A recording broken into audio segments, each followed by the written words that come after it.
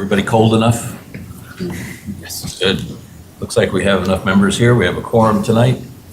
I need to have a motion to approve last month's minutes. So moved. Second. Motion is second. All those in favor? Aye.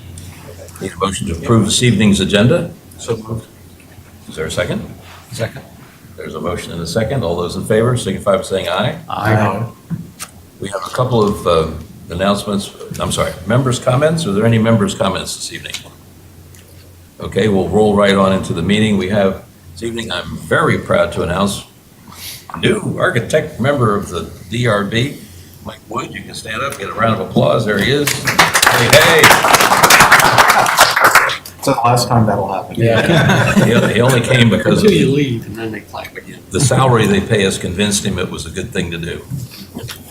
This is all volunteer in case you didn't get what I was saying. And I think Anna had something she was going to say. Gotta turn your mic on first. Good evening, everyone. I'm Anna Varone, or Anna Donato, sorry, from the Covenants Department, and I would like to welcome Kent Lynch. He's our new CEO, who's now on to his third week. So welcome him. Participating in our Design Review Board meeting tonight. Okay, welcome, Mr. Lynch. Glad to have you here. This is all being recorded and it's on camera, so just to alert you. Okay, I guess we'll jump on into the agenda. We have a Reston Association application for the boat design guidelines for boats. Who's going to do that this evening? Okay. Hello, Hello. I am William Peterson. Yep. The watershed manager for Reston Association. And what this presentation is going to be about is we've been going through the lakes, docks, and boats working group since June. And this is a culmination of some of the suggested changes based on the guidelines that we looked at. And just trying to tweak them to let our members have a better understanding of how we regulate or look at docks and boats that are on our lake parcels. Okay, so the primary two areas that we're going to be discussing is one for docks. The DRB guidelines have guidelines for docks.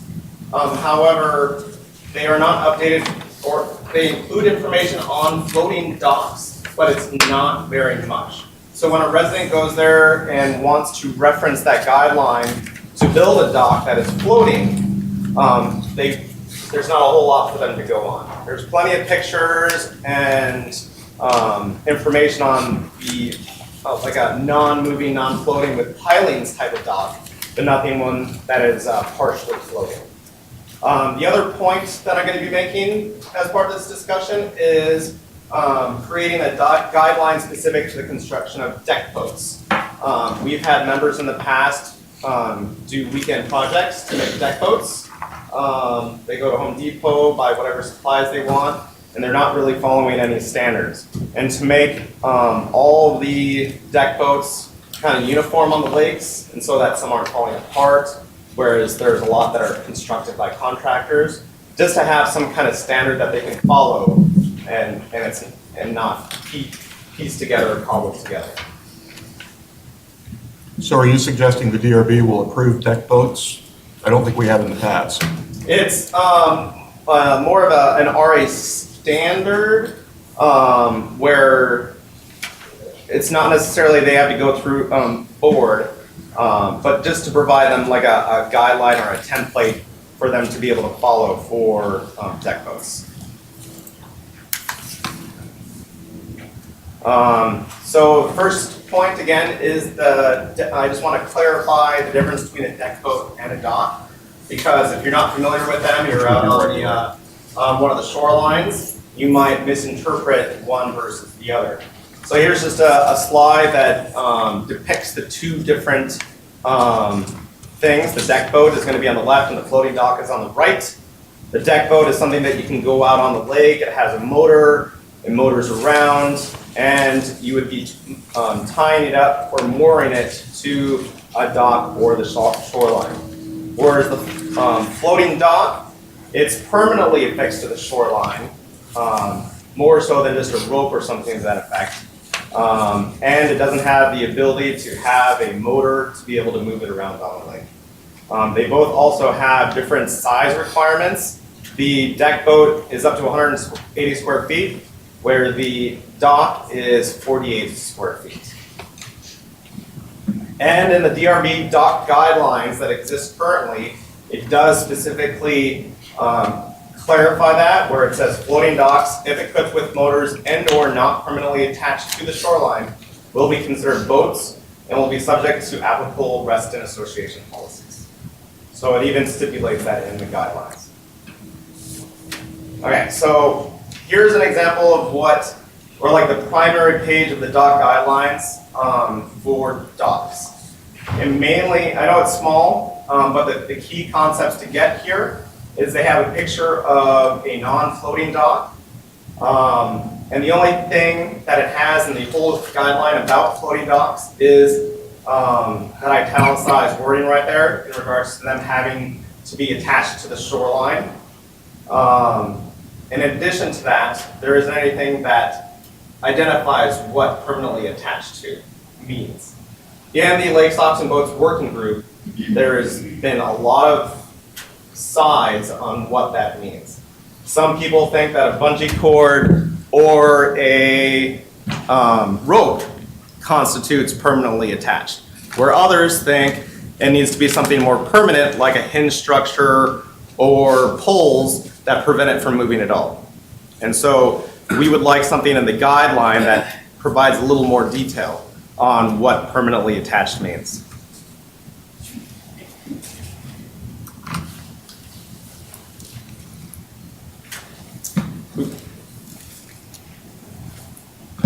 And then under the installation heading under the guideline, it also states that the dock should be installed according to the guidelines recommended by RA's Park and Recreation Department.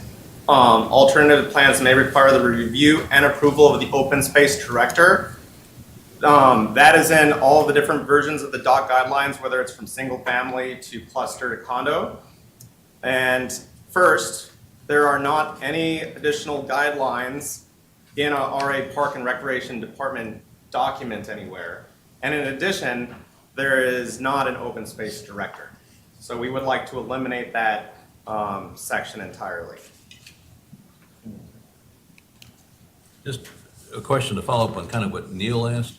In other words, you're creating some guidelines, some or you want us to incorporate into the Reston design guidelines? So this first part right here about the dock guidelines, there's already DRB guidelines. Right. We just want them to update them to reflect more concrete standards. But you want specifically to the us to floating dock. update our guidelines? So what I discussed with Anna and Margot is that I would create a draft and present it to you at a future meeting. And this is just an informational presentation to say, hey, keep this out on the horizon, and I will be coming to you with it in a couple of Okay, days. so the eventual thing is kind of what Neil was asking. If it then becomes Reston guidelines, it will put the onus back on the DRB to make judgments about if you're following a guideline or not, I suppose. So Covenant staff and the DRB will end up being the ones that police this? Correct. In a sense? So if I want to go build a dock, we'll have the new guidelines theoretically, and you're going to have to come in here, we have to see if it matches the guidelines, right? That's where Correct. this is going? Correct. No. Which is you're already saying yes, you're saying which is no. already the case for docks.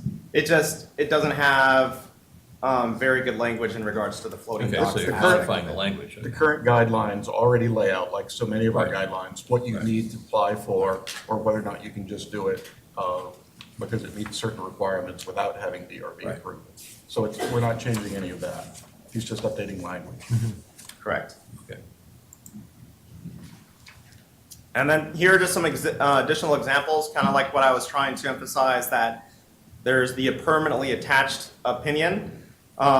We would like to incorporate a couple of either pictures or drawings into the guidelines to show the difference between their options of a dock that is not floating with pilings and a couple examples of floating structures. So as you can see, these are all the same dock. It floats. It only has the float on one side, but it has an arm to rest it on the base of the lake, but it has a hinge system that doesn't make it easily removed from the shoreline. Here's another one that's brand new this summer over on Ann, another type of hinge system. And here's just a couple more examples on how we would like to emphasize the permanently attached. Whether that's just putting wording in that says no ropes, no bungee cords, or providing them drawings, that is going to be provided in a draft format for you guys in the future.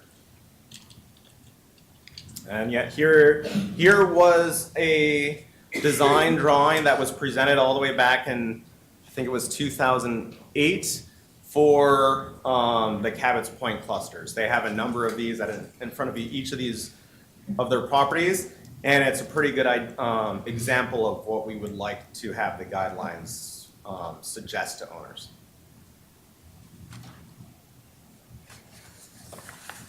Additional options, because we don't want to give our members only one choice. There's the options of having pilings, where it's not on a hinge system, but it still prevents it from moving around the lake. Again, here's just some examples of that hardware. Here's an example of one that is over on Lake Audubon. To the left of those white pilings is the deck boat that is moored to the dock. That is not one long dock.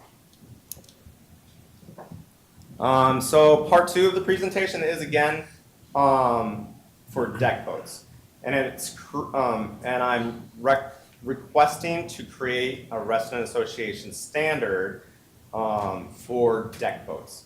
And the reason for this is just this year alone, we had 3 families on the lakes do weekend projects with their families, or they had their teenagers go out and do it. And they ended up having deck. So the one that's on the left, it's kind of hard to see. There's a pontoon in the background. Ignore the pontoon, but the one, if you look a little closer, it's partially starting to already sink, and it had already been in the water for a week or 2. The one on the right, it's a couple of the large rain barrels style barrels, probably like 50, 55 gallons. And they have some aluminum or galvanized steel strips. And it's also just got a plywood deck. That particular property was under the impression of when they got done building it that it was going to remain permanently on the lake.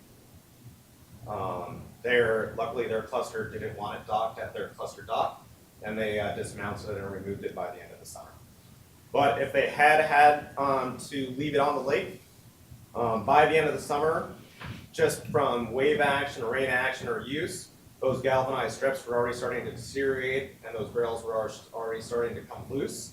And over the winter, especially with this kind of snow, that would probably be at the bottom of the lake by spring.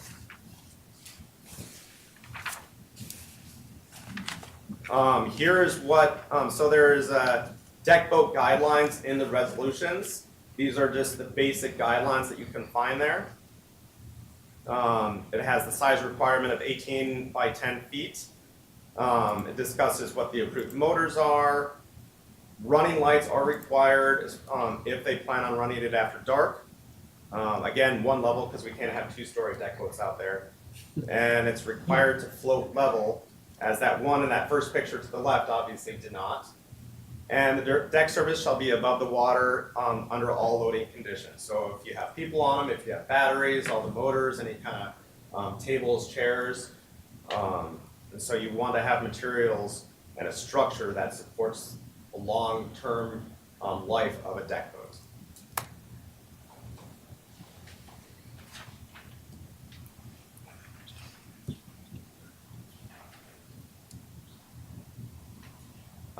This is really small print, but I just wanted to reiterate that there is currently a deck, or there's a boat guide that Nikki Beleza made a few years ago.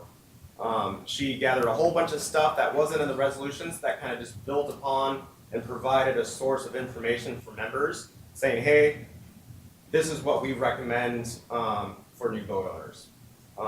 The boat guide is not a standard. It is not required. There's nothing that says, hey, you have to do it this way. But to prevent poor quality boats that could either sink or just cause debris to go into the lake, I think it would be good to have an RA standard to help residents guide any type of building of a boat on the lake.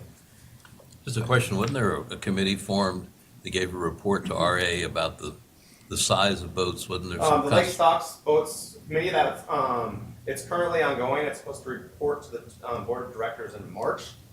This is just one of the things that was part of that discussion that I was just presenting in advance of the Board Okay, of 'cause Directors report. some of the 10-foot by 18-foot sort of triggered that. Weren't there some boats that were larger or smaller or something, and that was one of the big issues? Yes. But again, we don't review boats. Well, They're only governed by the resolutions. The DRB has never reviewed deck boats, only the docks. right, and that's why we are just requesting that a resident association standard. It would not be in the design guidelines. It would be somewhere else. They're asking for the DRB to have some overview, basically, that's what they're asking. Yeah. It seems to me a legal committee question. For us to get into regulating private vehicles, we're talking about staff overload as it is, and now we're adding a whole new class of design review for deck boats. It doesn't feel like it belongs in the design guidelines to me. It feels more appropriate to me that it belongs with the organization through Parks and Recs and Watershed. But I could be wrong. I mean, that's just my feeling. And But for 40 years, it's never been under design review. There could be a standard implemented that's a resident association standard for boats, and people would have to comply with that standard to. And then when it build a doesn't, boat. who reviews it? Well, I think when it doesn't, and you can correct me if I'm wrong, then could that be escalated to legal possibly? I don't know that it necessarily needs to come to the design review board, but I think the standard for the boats is something that I think they're asking for some collaboration from the DRB in terms of being able to implement a resident association standard that would make sense. Sort of like, we've had resident association standards that we've implemented for signage that's used in the community or beehives or whatnot. So I think that's what they're trying to get to, but I don't think it's then something that would be thrown in the hands of the DRB in terms of Okay. governing moving forward. I think it's just the initial standard that they're looking Okay. to, for Well, assistance with. this is informational only, so I guess this is one of the issues we'll discuss as this goes along. It feels difficult to have it both ways, to use the authority of the DRB to set a standard, but then to say we're not going to regulate the standard or review things that don't meet the standards. I don't think we should be setting the standard in the first place. Anyway. Carry on. Here are just some examples of what I would recommend if a standard ever was able to be created, that would be included in that. Specific type of float material. We don't want open styrofoam, and we would prefer not to have the large barrels that are cheap and easy for residents to obtain. And then just a conclusion. Again, we're requesting that I, in the future, present you guys with a draft of updated dock guidelines to provide a little bit more language on floating docks, and requesting that a resident association standard be created for deck boats. In regards to inspecting or governing, one aspect of my job is I go out and monitor and inspect all the boats every year. And a lot of times I'll find brand new deck boats out there, and the residents don't come to me in advance of, hey, can you recommend products? All they knew is the 18 by 10 foot rule, and a lot of times, like again, they're eyesores. We have residents where some of their neighbors complain about the appearance of those boats, but since we don't have any kind of standard for a deck boat to be created, if they can create anything they want as long as it's under 18 by 10 feet and it floats. I guess my only question was, the 10 foot by 18 foot is established by resolution, Correct. and wouldn't it perhaps be best to keep deck boats governed by resolutions rather than bringing it into this process? So that the standard itself could be adopted by resolution rather than putting it in the design guidelines? You know, we've got every built structure in Reston already. Do we want every deck boat in Reston starting to get into our mix as well? It just feels, from a administrative standpoint, getting it mixed into the design guidelines is pretty, could be pretty challenging. Okay, and that is all I have, and further any questions? Yeah, why don't we see if, we start over here, if anyone has thoughts, questions, Grace? No. Okay. I don't have any comments or questions. Ken? I have some thoughts, but as this conversation continues on the deck boats, I think we can find the time to talk about those. Okay. Nick? Yeah, I think the first part about the permanent attachment makes sense as something to add to design guidelines here, as a graphic and set to help folks out, because I think that's the first place they look for advice potentially. Right. So that would get that out there. The second part with the guidelines for the deck boats, I think I'm struggling like Neil is, as to where that belongs. So just look forward to hearing more about this in the future and from staff of where that regulation needs to be. Because I think it's important. I mean, it's a safety thing primarily. So how do you get that message across to the public of how to build it the right way? And I don't want to shirk that off as this board because I don't want to be responsible for that. But where does that land is something we need to work through. Right. Charlie? Well, I was going to ask, I don't think you're talking a large number of issues. I know we've only see one or two a year in covenants. Right. So I don't think we're talking about an onslaught of problems out there. I think the guidelines, however they're formatted, will certainly help. Okay, Mike? Yeah, the only thing I saw is you submitted some of the pilings, and I saw PVC coming out of the ground. I think PVC is probably not the most attractive material for people to be using for piling, so that would be my only kind of recommendation, that we don't have a bunch of pilings that are PVC sticking up around the lake. Okay. Some of those are steel pipe with a Yes. PVC sleeve over the top of them, are they not? Sometime, I mean, I would have to research what exactly the pilings are consisted of or constructed, but in regards to the PVC might protect the boat, because sometimes, depending on what the boat material is, if it's aluminum on metal versus aluminum on plastic, the wear and tear might be reduced. And maybe it's as simple as a paint or something. It just looks like there's a bunch of vent stacks, plumbing vent stacks sitting around the entire lake, which, just isn't very attractive in my opinion. That's a good point. Neil, anything you want to add? No, I like the general concept of having standards around the lakes. They are a huge part of Reston's attractive qualities. Just again, it feels to me if you're trying to have the authority that the DRB brings covenants-wise to regulate this, that it starts to pull us into review of deck boats. I don't think you can get the authority of the DRB, but then at the same time, keep the DRB out of that process. So anyway, but we'll see what you come up with. Okay. Yeah, just the last comment, I think that improving the guidelines for stationary decks with all the different ones you showed, that makes sense. I'm not sure the DRB wants to get into things that move. So I would think about that a little bit. But we'll have further discussion. I think if we wanted to help you all to have kind of a workshop with some of the members here at some point, I think we'd be ready and available to do that. If the DRB is the only venue at all to being able to regulate what's happening with deck boats, then I would probably reluctantly agree we should be involved.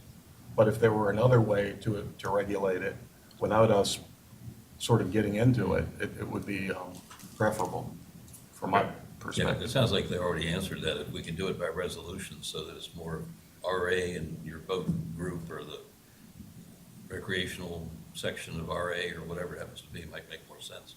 But we'll get to that. Okay. All right? Well, thank you Any for other your time. questions, thoughts? Thank you for coming. Thank you.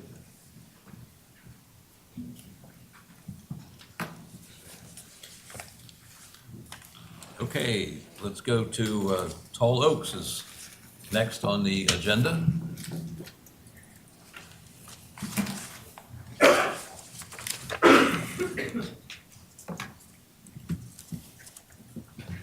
Just, gentlemen, make sure the little green light is, there they are. Good evening, Chairman, Board. My name is Mike Ames. I'm with Stanley Martin Holmes, he's Director of Land Development. This is Kevin Mannion, he's the Director of Architecture. We have an application before you to make some minor modifications to the final approved architecture for the site at the Tall Oaks community. I just wanted to give you guys a brief update on the project. I'm sure everybody's kind of curious as to what's happening. As of December 19th, we officially purchased the property. The residential portion of the property, there's still the commercial portion of the property that's still owned by Tall Oaks Development LLC. We are completing the site plan and are currently in permits and bonding for the site.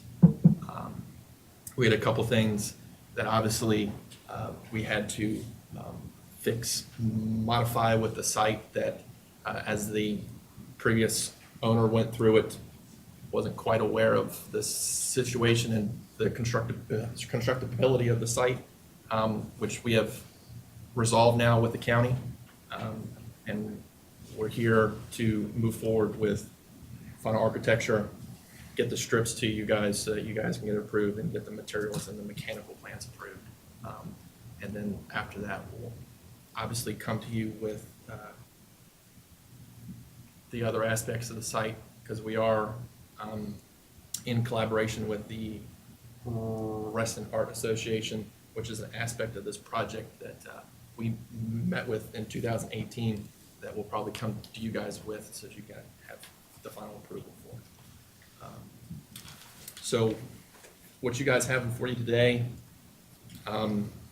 there are a few small changes that we'd like to make sure that we abide by the Fairfax County zoning for this project. There are a couple things that the previous owner presented to you guys that aren't allowed to be constructed.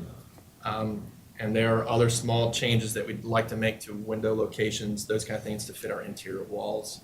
Obviously, you can't have a wall going between a window. So those are what we have. Should I just run Yeah, through it? just a quick question. The material stuff that we approved before, you're going to come back with a revised one of those, or we're sticking with what you had before? So- We're just looking at placement of windows tonight. The materials that you guys had chosen were generic. They were more like cementatious siding here. This is metal here. We're going to stick with that same material type. We're going to come to you with more specifics as far as the exact colors, the exact brand, everything that goes into the HOA. Okay, but we're not looking at that tonight is We're not. kind of my question. Yeah, so everything that you approved before, we're gonna keep with the same materials in the same locations.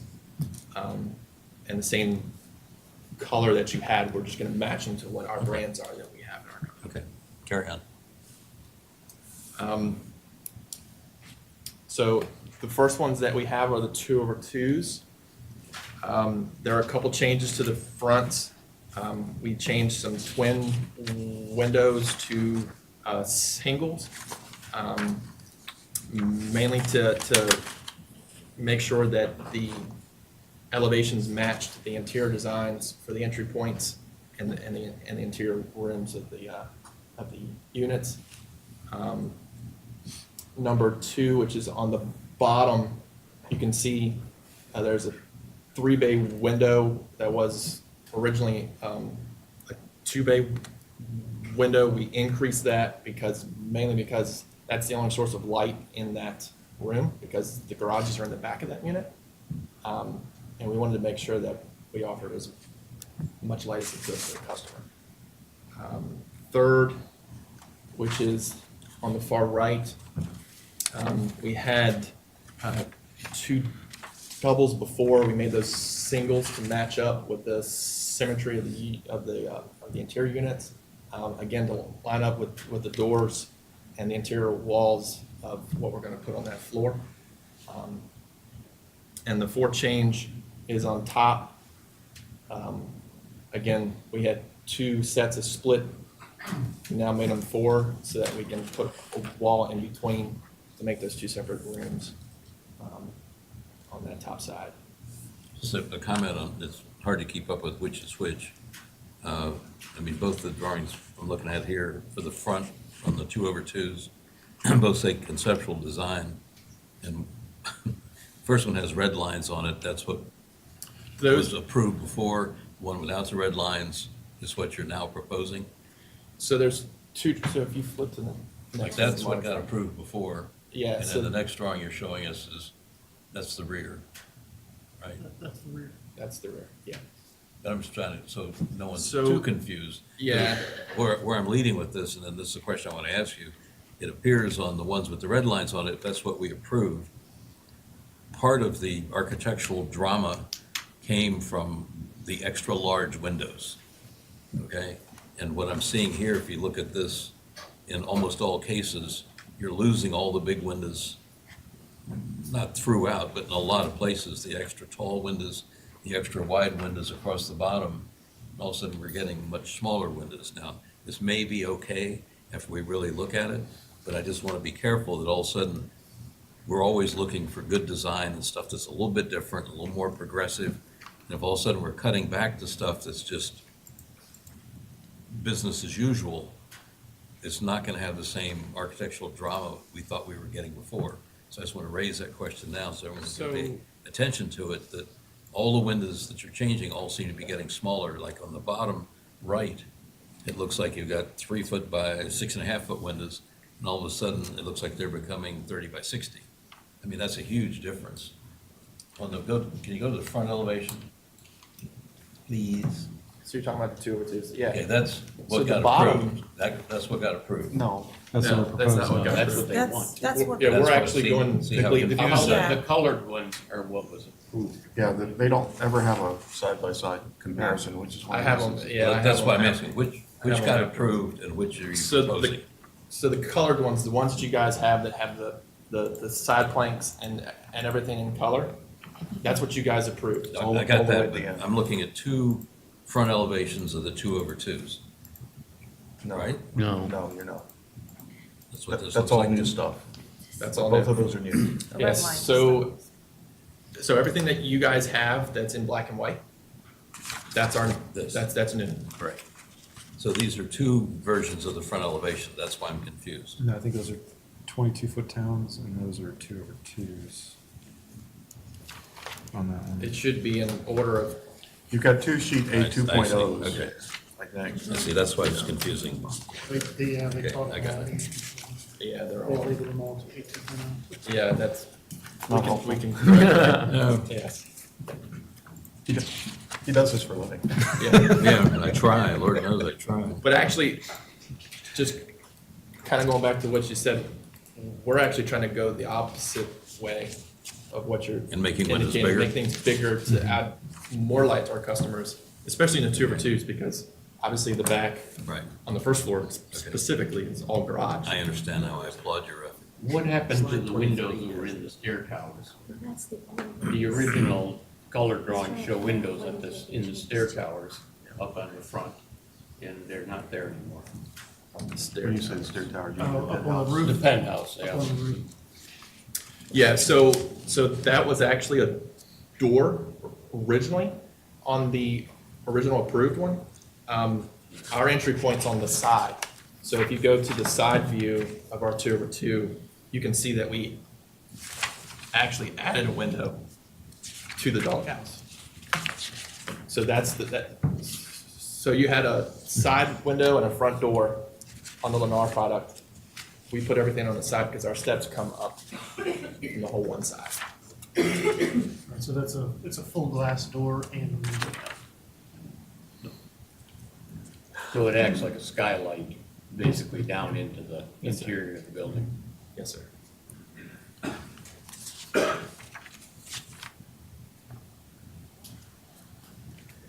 So we should probably go back to the, Okay. The rear, yeah, the rears, please. rear. So probably the largest change that we have in your application is the rears of the 2/2s.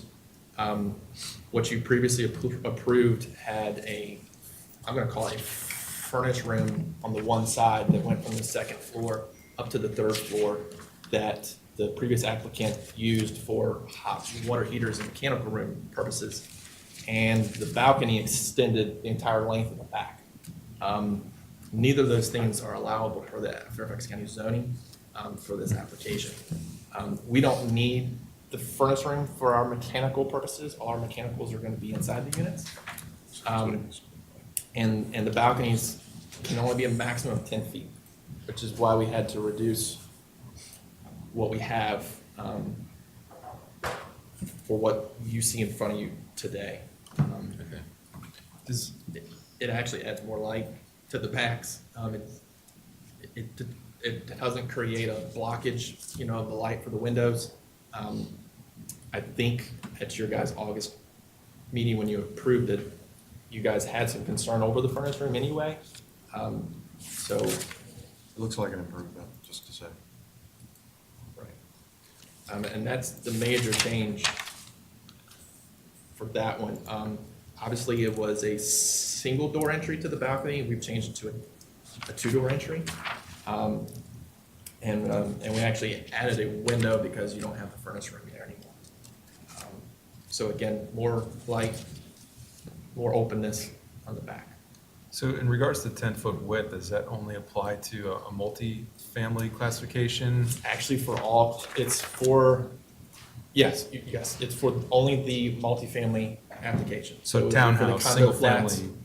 And for the 2/2s because it's a condominium. Gotcha. The townhomes do not apply. Okay. It's a weird standard that, as an industry, we've been showing on our rezonings to change. Unfortunately, in this application, that wasn't shown on the typical.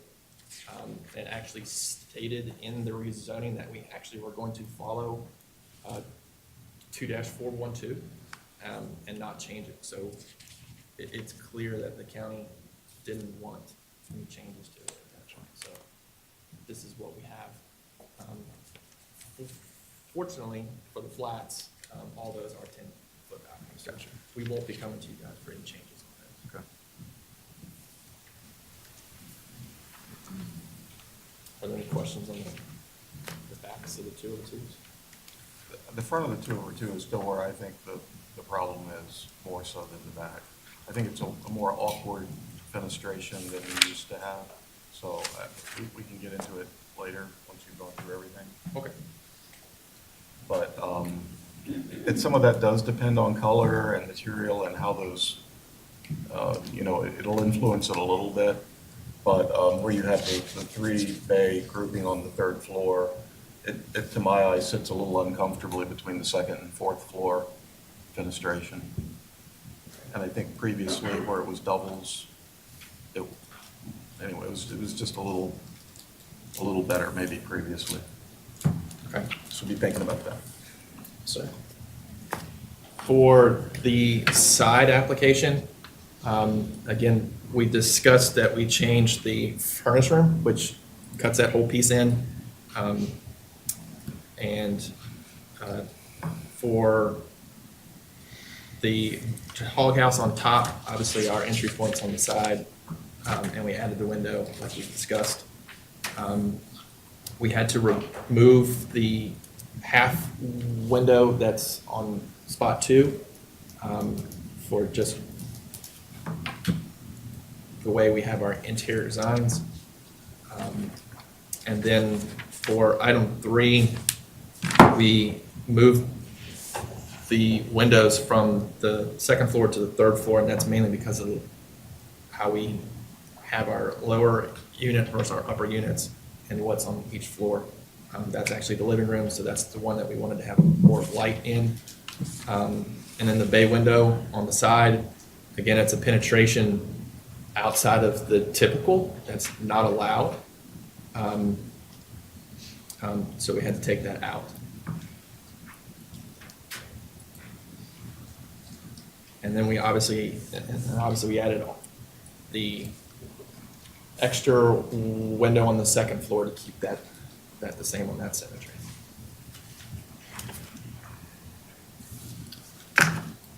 So now we have The front loads, I'm sorry, I should have put these side by side. If I had known, I would have definitely done that. For the front loads, fronts, that's the rear load. We'll switch to that. Is that what you guys have in front of you? That's my next slide. That's your next slide? Okay. That's the rear load fronts. We're not making any changes to the rear load fronts. As you can see, they're still the same. The backs, however, the first one used to be a 3-bay and then a single bay window. We had to split those up because of our interior floor plan. That's a wall location for 2 bedrooms. So we had to split those into 2s. And then that's the same thing for the unit beside it. It was a 3-bay and a 1-bay window. We switched them to 2 2s across the back. Again, mainly because that's the floor with the bedrooms that are split. Again, all the colors are going to stay the same. The materials are going to stay the same for all of these units. Can you go back, even though you said you were making no changes to the rear-loaded town's front elevations? Trying to keep.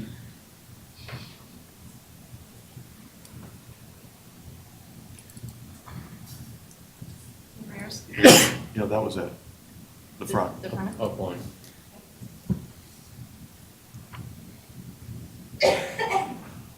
It really is interesting how big a difference the color makes to the way you perceive that elevation. So thanks for going back. That's good. I suspect one thing that's going to sort of clarify this is that going back and forth to the changes. I appreciate what you're doing. You said we took this window out, we put it there.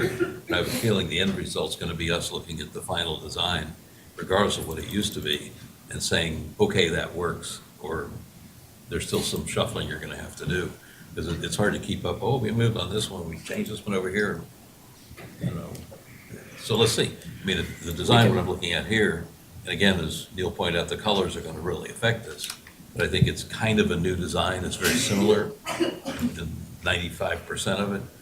But let's just see when we get to that point, is this, in quotes, new design as good as the last one and as successful? I think that's kind of where I'm going anyway, is to see Okay. where we end up. Okay. Yeah, I mean, our intention was to get the changes so that we could go to the materials. Right. And make those Right. obviously correction, because obviously we're going to do all of them for the entire community, so you guys can get a sense of. Yeah, because I think some of us, are me included, particularly, are a little confused by we had color renderings before that we could see how it all went together. And now we're seeing kind of black and white drawings, very nice drawings. Right. But it's hard to, but we're moving this window, but we added this over here. And the colors are the same, but we're not showing you the colors. And it was like, whoa, this is not overwhelming, but I think it just stands for some clarification. And I think all the elevations I'm seeing are pleasant.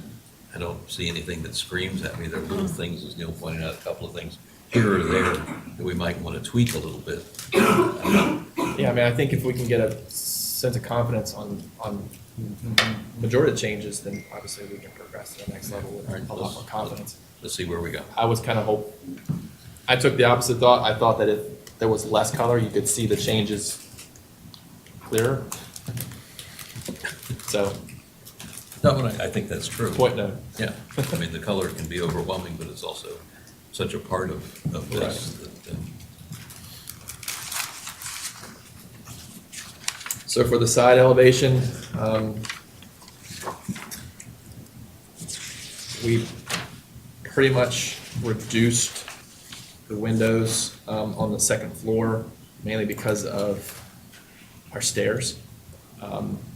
We couldn't have a stair cut through the windows. It just wasn't constructible to a sense. So Fortunately with that one, because of where the stairs come through, it forced that area to be less windows. Everything else stays the That's same. a townhouse or that's a two over two? This is the townhouse. Okay, it would help if you say on this one, the townhouse, then I can keep up with you anyway, Okay. because it's going back and forth, back and forth. Okay. And then you get And you're different referring, versions. I'm sorry, go ahead. sorry, you're referring to the rear loads, all of them, the side elevation? This is the rear load side elevation that you're looking at right now.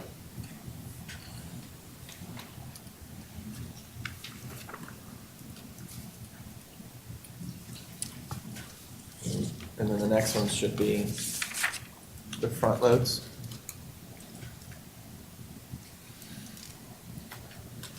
So these are the front loads, fronts of the townhomes. We only changed the railings. The railings weren't consistent throughout the site. We just rectified that to make sure that all the railings matched the majority of what was present in your approvals. I think what we took out was the more PVC looking railing that you guys had on this front load townhome product. We took that out and went back towards the metal railing.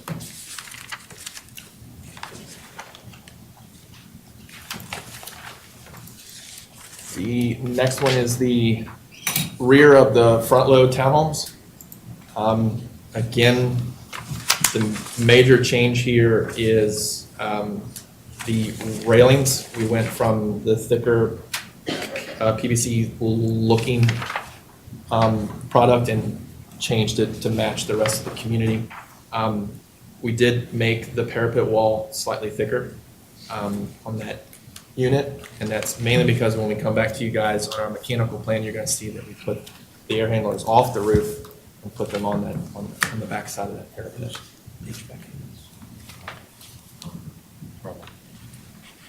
They used to be. You've taken them off the roof, and so for what reason are you raising the parapet?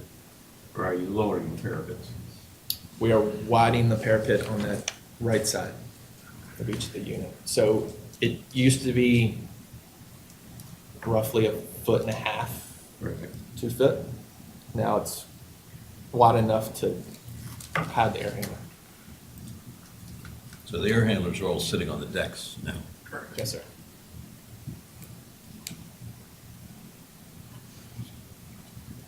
And the next one, this is the side view of the townhome, of the front load townhomes.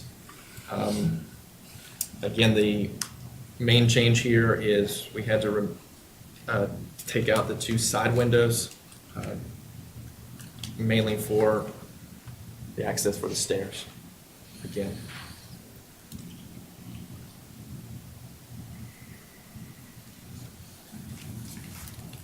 And those are all of the changes that we are suggesting to be adopted tonight. Just a quick question. There's a couple notes on the plans that say PVC railing, but your intent is to go to metal railing on all the units throughout the community, is what you're saying? Because I still see some where there's metal railing down below, but then a PVC railing up high. And I mean, they're all labeled A2.2, so I can't really point you in the right direction. But PDF 20, sheet 20 of the PDF, it calls out a PVC railing up on the roof deck. But then, on the front of the house, you're having, or on the other units, it's calling out metal railing. So I just want to know, you're going to all metal railings is the submission? Yes. Okay. So I would just make sure you guys, coordinate with your architecture team to make sure that all of that is clear on all the plans. Yeah, so you're looking Like right now, I'm at- looking at like the rear existing. of the back load garage. And it says PVC railing right there. A2.2. The problem is they're all labeled A.2.2. Oh, they are. Yeah, so every, and then if you go to the other A2.2, which is the rear of the front loading garage, it also still says PVC railing. So I just wanted to make sure that you're going to all metal railing. And that's, It's misleading. okay. That's what I thought. I just wanted to make sure. Where are the heat pumps, air handling, if you will, on the 2/2s? Where are they located? I mean, apparently you're not changing them, but I wasn't here back then. So currently, The application was approved that hinted towards the fact that the air handlers were on the top of the 202 for both units. When we come back to you guys for our mechanical plan, we're actually, it's probably a good ask question now. That causes a problem for the person on the first floor, for the first unit, on the lower unit, because they don't have access to their air handler. So there's several agreements and complications legally that kind of come into play when you put both air handlers on the roof of the 202s. We're probably going to ask if it's allowable to put one of the air handlers on the bottom so that the lower unit has access to his or her air handler. You mean outside? What do you mean? Sitting in the yard? It would be on the back where, Sitting in the yard. yeah, where the entrance is for the garage. Sitting in the yard. Or in the driveway. There's no It'd yard. be in the driveway. There's no yard. No yard. There's no driveway. Yeah, Okay. so the backs are mainly driveways. So you're gonna have the power meters, you have the gas meters, and then you'll have one air handler. That's what we're going to ask for. Obviously, it'd be good to see what you guys feel about it, if you guys have time to comment on it. Is it feasible to put them all on the end of the 2/2s, or is that too far a run to get the, On the end units? Yeah. There actually isn't enough space. okay. Unfortunately, with the urban environment that it's kind of created, there's just enough room for a sprinkler on Gotcha. the one side. And the other side has extensive landscaping plantings that we're required to do per our approval for the PRC. And then obviously sidewalks, so. Not much space, to be honest with you. Just kind of a functional question, I guess. I mean, generally, the aesthetics, if I'm looking, I love this, the rear elevation of the front-loaded townhouse as opposed to the front elevation of the rear-loaded townhouse. I just had to say that. If I'm on my roof deck, which is on top of the third floor, my neighbor's air conditioning unit is sitting right next to my deck. According to this drawing, it's hiding behind that enlarged parapet, right? So you're Or on the rear load. on the rear elevation of the front-loaded It's this one. townhouse. Split up here. That's, Okay. is that correct? Yeah. So where you've got a solid parapet next to the railing, your HVAC compressor is sitting behind that? Yes, and there's a solid parapet between units as well. Okay, That but on runs Back the, to the, so not the one on the right, let's call the one on the right Unit 1, next to it's Unit 2. They have their units back to back. When you get to the third unit over, that air conditioning unit is sitting right next to my deck. So I'm between Unit 3's air conditioner and my own air conditioner, right? Okay. Just functionally, I mean, even in detached houses around here, we get complaints about, boy, my neighbor in the house is 30 feet away. Every time the air conditioner turns on, we can't use our deck because it's so loud. I mean, this is more your problem than mine. If I can't see it, then I'm not as worried about it. But, I mean, it's a real functional problem to, what do you do and how do you make that work? And I guess it's worse in the 2/2s because you're gonna have one out in the backyard, one on the roof.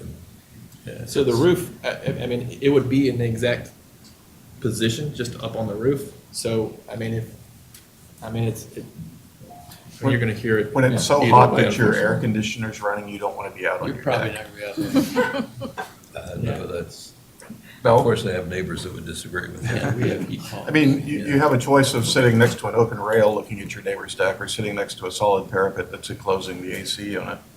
I mean, you're next to your neighbor, one way or the other. If I'm sitting on my deck, is my air conditioning unit surrounded, or am I just looking at it right there? no, it's It's not open to screened? your terrace, yeah. It's open to your. It's open to your terrace. That's attractive. You gotta let that air in somehow. Okay, just asking. Well, I know normally we don't like to see air handling units stacked up next to garage doors in a whole row. We frowned on it in the past, but I mean, Yeah. If there is no alternative, then that's a different issue we'll have to talk about when the time comes. And from the public's perspective, I think you've done a nice job with it. If the people will buy these units and not care, from where I sit, it's a great, It looks good. it looks good Yeah. from the outside. Yeah, we did our best to try to hide as much as we can on the air handlers and kind of take into a, kind of take what you guys said before on the approvals as far as things you didn't like and fix those. So with the air handlers being moved, it also helps with the parapets on the top. You guys made some comments that the top of the unit seemed really, really tall in comparison to the windows. It made the top windows look smaller than they actually are. Without having the air handlers on top, you don't have to have parapets so high. It makes it look better. It really does. Well, let's see if anyone else up on this side of the table have any other questions. Start with Grace. I think it looks good. I think the changes look nice. It would be nice to see the elevations in color. Thank you. Okay. Ken? I have no major objections, but it sounds like there were some design issues on the inside, the interior design. Or there was miscommunication when the original specs were put together. I don't know which was which, but my concern is, will we be seeing more of that? Or do you think you've got this? No, all so in the hand benefit now? of having a developer and a builder, Yeah, so we both develop and build. So as we're going through these and we're putting the site plans together and we're coming to you with the approvals, we also build the houses. So when you have somebody who doesn't build the houses, that's just throwing architecture together, they don't take the things that we take into effect as far as the functionality of the interior design, the light, where the walls are, you're not gonna see anything change from what we have because we actually have interior designs. to show. All right. All right. Nick, any other comments? Nothing further? Mike? No, I'm good. I'm good now. So where did the 2/2s, where are they on the site? Can you remind us? So Middle, I when you think. come off North Shore, and you take the second entrance, oh, there you go. They're all interior. So everything that faces North Shore are the rear load products, so that you only see full fronts. Everything that backs to Wheelie is on the top, those are the 2 condo flats, and then your front load townhomes on the backside. So everything interior to the site are the 2/2s. So, Margot, can you scroll down to the previous 2/2 front elevation? Let's scroll up. Right there, Yeah, it's right the here. last one. This one? Yeah. So, That's it. there's a lot of glass, there are a lot of triple groupings, and if you look at the top floors as you go across, there's a triple group, a double group, a single group, 2 doubles, 4 singles, 2 doubles, and 3 triples. And I think that adds a nice variety to this, and I know in some ways it's kind of just all the windows are kind of lined up in a pretty simple kind of way, and it obviously doesn't tell a whole lot of story about what's happening behind there. One of the things that happens, though, is you really lose the sense of it being 2/2. And I guess go ahead and scroll back up now to the proposed with that said. And I think before she leaves it there and clicks on the new one, the colors, again, do help camouflage the 2/2, and you get a sense of a 3-story and an attic story, which proportionally is always kind of nice. Now click on the new one. It's all single, except for the triples on each end. It's all singles all the way across the top. And you can pretty easily see that the triples on the first floor are repeated on the third floor, and the singles on the second floor are repeated on the fourth floor. And it still doesn't feel as nice to me. I mean, is it good enough? We probably would have approved this last time. But I do find this one elevation out of everything you're doing to not be as nice as it was previously. And that's why I was a little bit wondering, where are they? Because if they're right out there on North Shore Drive, I'd probably push a little harder even. it's not that I don't like the triple grouping on the third floor, but it still, to my eye, sits kind of uncomfortably in the midst of all of that. I think maybe when the color's added, that the awnings over the three groupings on the third floor, as it sits in the material and the color, it's going to help. But if you could come up with some way of making it a little better than it is right now, I would encourage you to do so. Yes, sir. I don't have a final suggestion, but if you just compare again what was previously there and what's there here, I think it could be a little better. Appreciate it, thank you. I did have one question. I was looking, what is your intention with the grills in the windows? I see on the new elevations, you have a 2/1 with a vertical sash in the middle there. I don't know, the previous application didn't have any muds, I don't think. At least I can't tell. It's very grainy and colory, but I guess just in your next submission, make sure you guys address kind of what windows are going to have grills and which ones are not. Just because that does impact kind of the view of the window as well.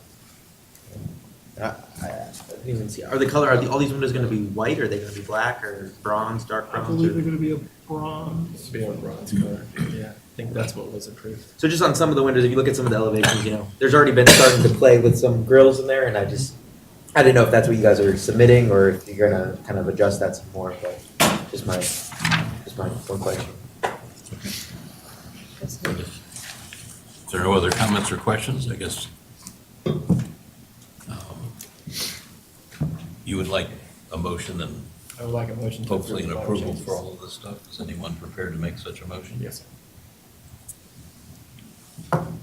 I'll make a motion that we approve the proposed window and elevation changes.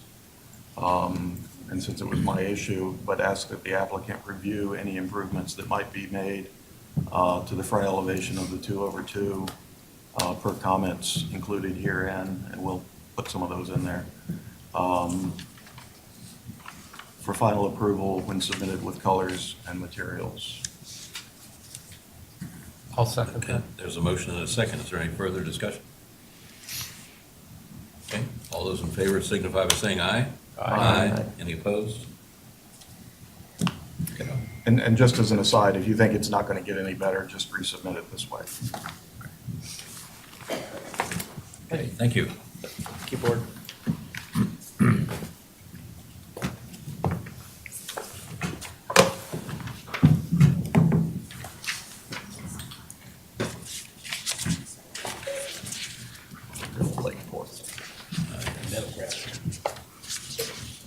Just because you get close enough, there's like certain windows. Okay, next item is Lakeport Cluster, and they're here already. That's right. If you guys could go through what you got, just kind of tell us what's going on here, because Okay. some people will be confused by what you're saying. We have an existing standard for siding, including the installation of hardy plank. And the reason that we're here tonight is that we would like to make 3 changes in that standard. And we'd like to get approval for those 3 changes. The first change is that the current standard requires that an owner who installs hardy plank as their siding has to put the hardy plank on the interior party wall, meaning the outside of someone else's house that they can see.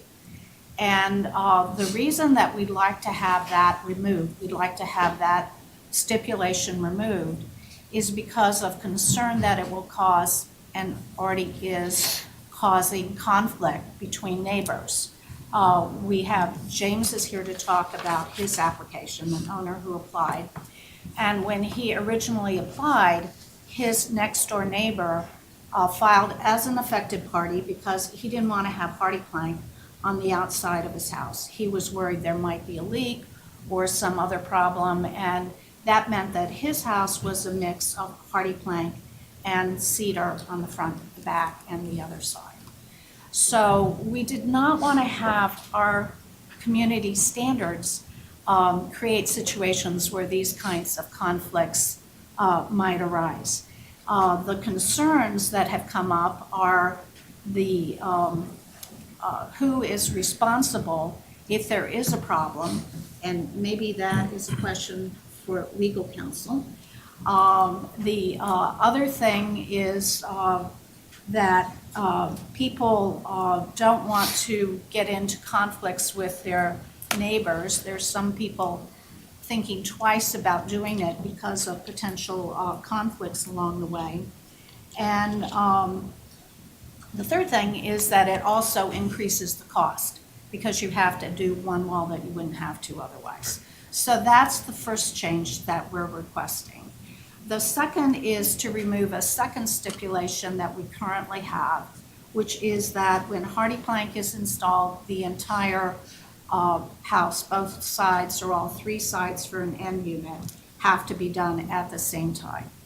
And I think part of the reason was to encourage people to do hardy plank, but in fact, it appears to be having the opposite impact. I know of one neighbor, for instance, who would like to do it, but it's expensive to do. We were actually the first owners who, under the couple of standards ago, installed hardy plank, and it was $28,000. And we were told that it was a discount because we were the first, and they were hoping that they could get other business. So people are not doing it because they just don't want to spend that much money all at one time.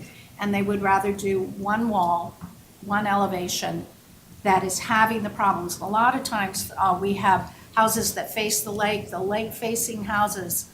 The backs of our homes are in a lot worse shape than the fronts of our homes. And in other places in the community, the front's worse than the back. So they would like to just replace the part that needs to be done and pay for that. And so that is the motivation for the second request. The third one is that we'd like to add a specification of colors. In this case, Monterey taupe for the siding and sailcloth for the hardy trim. And the reasons for that is that, well, we currently have two different color palettes. And unfortunately, that trim and that siding color are the best match for both of our current palettes. And we want to have the hardy plank that's put in be as close as possible to the existing cedar, number one.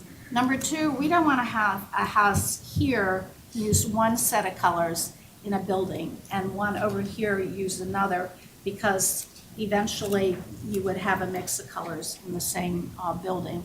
And then the third thing is it just makes it less confusing when people are deciding what to do if they know what color it is that they need to use. So those were the three proposals. When the board discussed doing these, requesting these proposals, we wanted to get a reaction from our homeowners, obviously, before we brought anything to the DRB. So we put out a survey telling them what the proposals were and showing them what the proposed standard was. And we had the three questions. And we got a response from just over half of the owners. And for the first question, which was about the party walls, 98% of the respondents were in favor of removing that. That had a very high positive reaction from neighbors. And the second one, the percentage in favor was 86%. This was removing the requirement that the entire building be done, or the entire home be done at one time. And then 88% were in favor of specifying the colors. So that's just the rationale for why we want to have the three proposals as additions and changes to our standard. And what I thought might be helpful is to actually hear from an owner who's got a proposal in now. Well, yeah, I have a current proposal, piggybacking off the cluster's proposal, if it's approved. I'd like mine approved for one elevation on the side that's facing the lake. In the fall, I did put a DRB app, and I was where I would have to do the party wall with my neighbor. My neighbor did not want to participate And I get along with my neighbor. We've had a great relationship for the last 10 years since we've been living next to each other. And so we get along very well. And he didn't even, not only would he not want to spend a cent on it, he said, well, let's say you start nailing stuff up there with the hardy plank and you pay for all of it. And there's a leak 3 years from some nail that for some reason pierced something. Now, who's going to pay for the interior damage? I don't have an answer for that. So what his is his, what's mine is mine. That's what we're hoping to go to. If I make a mistake on my house, I'll live with it. I don't want to be responsible for making a mistake in his house. There's another owner who has been approved under the current standards, and she would like not to do the party walls of her neighbors. And her reason for doing it is the concern about liability. But also she has a complication. One of her neighbors is a rental, and she has been unable to actually speak on the telephone or in person with the owner. She has sent a letter, but she's just sort of uncomfortable that she's not sure that he completely understands what's involved with what's going on. And then the other owner that I thought I would mention is that this is someone who has not submitted a proposal. And the reason she hasn't done it is she's the one, I don't know, some conversation came up, I'm not really sure how, but she said, oh, I'd like to do, I know, she emailed me, she said, I'd like to do hardy plank. I know you have it on your house, how much did it cost? And when I told her, she said, oh, I don't want to spend that much money. So I wrote back and I said, well, we're considering one elevation at a time. Would you do it if it was just in her case, it's the front of the house? And she said, yes, that she would be interested. I mean, she'd have to get a quote and everything, but she would definitely want to pursue it if all she had to do was pay for the front. And in her situation, it's not quite like James's. One of her neighbors, she is currently having a discussion about the neighbor's tree roots in her sewer line.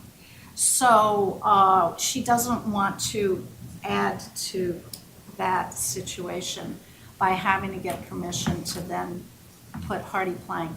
And there was an issue about mold in the wall too. So sometimes this could just exacerbate existing issues as far as the party wall goes.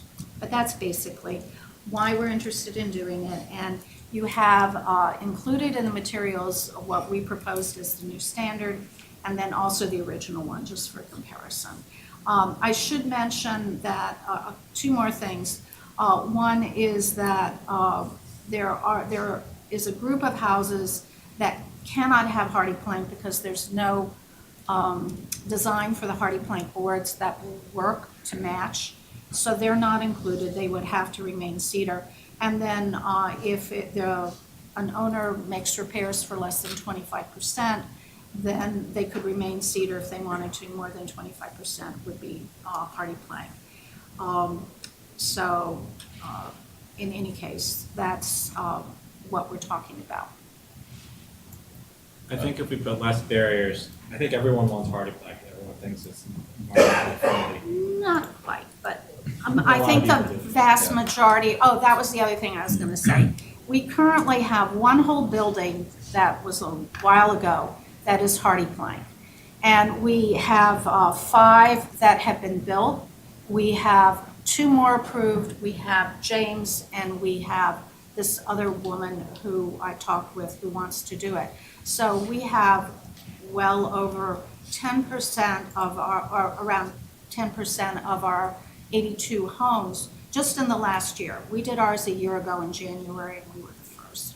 So there, I think James is right that a lot of people are interested in doing it, and we're hoping that making these changes will lead to more doing it, because we think that there will be less maintenance, and therefore our community will look better over a longer period of time. Okay. Well, it is one of the more attractive communities around. I think Thank you. the thing to try to separate here, being a design review board, or the aesthetics that we're concerned about, more so than the liability of who's responsible for a leak. So that said, a couple of these issues to me are simpler than the other. I don't know if we all want to go through one by one, and see how we feel about it. Yep. I think that would make sense. I mean, I would suggest, let's take a look at number 2 first, which I believe is, if you're an interior unit, you can do the front or you can do the back separately. They don't have to match necessarily. I mean, to me, that's not a tough decision. You sure can't see them both at the same time. So I'm not sure it makes a whole lot of difference, but why don't we It makes a difference discuss to it? me because we have such a practice in Reston of keeping fronts and backs the same. We hold homeowners accountable for what they do on the fronts of their houses and the backs of their houses. And just because we're in a townhome situation, when you go to sell your house and the front's been done and the back hasn't been done, and the back may be in a much worse state, a new homeowner comes in, they're confronted with this, they may even get cited by covenants. I think it's a slippery slope that we just historically do not go down. When people make changes to their homes, we make them do it consistently on all the sides. Just because you're in a row of townhouses, to me, that doesn't remove that sort of basic discipline of keeping your house in the same material on the front and back, whether it's the windows, the siding, the color, all of those things. So that's my sermonette on that issue. Okay. You're strictly saying material though, right? We're Because if talking they material. just want to repair the cedar, they're allowed to. Sure. Okay. I mean, it's in the covenants, in the design guidelines, that changes should be made. I'm talking about single-family homes typically, but to me, it applies to this sort of situation as well. Yeah, I think the guidelines pretty much apply to detached houses, where if you stand at any corner, you can see 2 different materials. I think that's, not arguing necessarily, but I think that's kind of the issue we're looking at here. And that's why I wanted to discuss it. Anyone else have any insight or thoughts about Just for that? clarification, when you're saying that you don't have, if you do change the front, you don't have to change the back. Are you talking about having, let's say you have a cedar, and you're trying to have the front be hardy plank, are you saying you would like that to be fine, having hardy plank in front and having cedar behind? Okay, then That's what people are interested in doing, that in their houses, one side of the house tends to be in much worse shape than the rest of the house. And if they need to repair that one side. So while they're at it, they'd like to use hardy plank to repair it. But they'd rather pay about half as much for the repair as doing the other side with hardy plank, even though it doesn't need to repair it. So this is not like a request for phasing that, like having that eventually go to hardy plank, the rear or it's just more so keeping it the way it is because you don't see the wear and tear on one side more than the other. Well, most of them, the one woman that I talked to said she would do hardy plank later, and Oh, yeah, well, I mean, as soon as mine needs to be replaced, they replace all the sides. I think they choose hardy plank because they like hardy plank. They want to do the side that has the wear and tear now and just pay for that part now. But when the wear and tear goes on the other side, then go to hardy plank on the other side.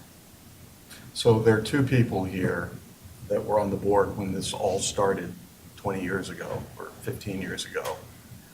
And at the time, there was a lot of concern in this cluster about a patchwork appearance of the smooth look versus the very rough look. And we talked at the time, and we understand that the sides that face the lakes generally have a lot more exposure and look a lot rougher, and the other sides don't. But the concern about getting the cluster, and you're talking about it yourself still, the goal has always been over the last 15 plus years of this cluster to eventually get it to all one look. And that's another reason that I would say when we have leverage to push people along to do both sides, this, as Richard said, is a very nice looking cluster. The property values are not low for Lakeport. It's on, a lot of these units, most of them are on the lake. They're premium quality. Well, just saying that, you know, we want to keep, as you did 15 years ago, we want to keep our cluster looking good. And at the time, just sort of saying for my fellow board members that the requirement in those days, as you know, was that the entire row, which you brought up, had to be recited at the same time or nothing was going to happen. And that was the stipulation that went by the wayside sometime in the intervening years because it was too difficult to get everybody to agree to it. So probably the reason I'm so vocal on this is I tend to agree with the way we were 15 years ago, that we should avoid patchwork. We should get it to the point where the rows of units are consistent, and we should be reasonable. And we agreed that, you know, the idea that we were going to get every single owner in the whole row to agree to it at the same time, we did let go of that. But now we're being asked to also now let go of both sides. And I just think that, you know, just to sort of say, individual homeowners, when they're polled or when they're asked, they think as homeowners. It's up to us sitting here to sort of have a big view of that cluster. And when it starts to become piecemeal and patchwork and how this moves along, you know, that's unfortunate because it is. It's a beautiful, you know, it's one of the premier. If you know, I don't mean to sound too, you know, like everybody's home's not important in Reston, but this is certainly a very visible cluster right there on the lake. Looking out for the long-term view of this cluster that's so premier, that's right on the lake, and getting it to the place, and I think it's a common goal, really, truly. But I would like to see us continue to push towards, if it's all moving to Hardy, then let's continue to push it all towards Hardy and avoid sort of leaving these measures that keep it in a half done, half not done state. Let me just ask a question, hold on a second, I just want to ask a question. Right now, 6 houses in a row, for example, if one house in wants to do a facade in Hardy and they're next to a cedar house, they're allowed to do that? Question mark? Yes, they're allowed to do that, but the problem, this was the first change, is that when they do that, the requirement now is that they have to do the outside of the cedar house, whether the owner wants it or not, with hardy plank, if that is an interior party wall for this house. So if you've got this house here, and then you have a house sticking out like this, and James has a long wall with his neighbor, then because you can see this wall from the house that's being done with hardy plank, this has to be done with hardy plank. And that's the current stipulation. And right Let me now. interrupt you just for a second. It's a Okay. real simple question. 6 houses in a row, however many you have, okay? Right now, they're all cedar, for example. Okay. If I want to do my front in hardy plank, can I do that with all your current standards? You can Even though I do got the cedar front here and if you cedar here. have to do the back, yes. No, forget that for a minute. Right, I can do hardy in between 2 cedar houses right. right now. Mine is But like hold on, that. Hold on, this Yeah. yes or no? Yes. Yes, okay. So extrapolating that, if you can already put a hardy next to a cedar, I'm not necessarily disagreeing with Neil because I understand the history of this. I don't see a whole lot of difference of being able to do hardy on the front, leaving cedar on the back. If I can have hardy right next to a cedar right now, I mean, it's like it's already happened, Could I take that one step further? maybe. This house here is the cedar house, except it is now, because of the current stipulation, a combination of cedar here and hardy here. So we already did it, but we did it to our neighbor. Yeah, no, I understand that. They have a mix, they already have a mix of part cedar and part hardy Okay. currently. So we already have that situation now. Do you guys have up-to-date plats of where the actual lot lines stand? Because a party wall goes to where you is only where walls of living units attach, right? So as soon as you go out, well, I'm looking at front elevations on Google Maps now, but as soon as you come out past that other unit that's maybe set back 8 feet, that's only your unit. It's no longer a party wall because there's no other living unit on the other side, technically. So the lot line Not steps per in. the state of Virginia. The property line still splits the wall. You still. Right, no, I get that, but that's where you have a shared. But when you have this, some of these even change in colors from elevation to elevation, from Still next door neighbor to considered next door party wall. neighbor. They're not supposed to. Oh, From well. building to building, the buildings supposed to be all the alternate, same. but within a building, they're supposed to all be the same, but some of them are newer and some Yeah, I of was them are gonna say, the older. The paint fades. Yeah, okay. I was like, I'm looking at some So of if the. you think they're different, they're not supposed to be. Okay, It's okay, just they're supposed to be the same, the okay. sun, Okay. yeah. Well, so aesthetically, if the hardy and the cedar all looks the same, but even the From cedar afar. varies because the paint fades or is new or whatever. So there's some changing in there. All right, let's finish going around. Ken, did you have, Grace had something to say, and it's Ken's turn, right? Or you got Yeah, more to because say? it could be subject to interpretation when you bring it over for review and then you say, well, does this look similar to the other one? I mean, it's a bit tricky, so I'm still mulling over. Ken? In my prior life, the legal committee got involved in a lot of these. So I don't know if you're encountering any of these tonight, but I think from my perspective, I'm just looking at it from the party wall perspective. I have no issue with them changing the standard as long as the legal aspects of it are comfortable with it. So I have no issue with somebody that wants to redo theirs. They're not obligated to have to do the shared party wall if it's a different material going around, and that's the owner's prerogative. With regard to the other matter that's been discussed, doing it in the front and the back, and something on the front and something on the back. I'm going back and forth. I think Neil and Richard, you both have sound arguments. I guess I would lean towards, Richard, your point, because it is already, they're phasing in the aspect, they're going to be hardy plank, I suspect, down the road, although my biggest fear is there's going to be something better than hardy plank in another 5 to 10 years. We're going to do this all over again. So I'm comfortable with managing, quote unquote, the patchwork.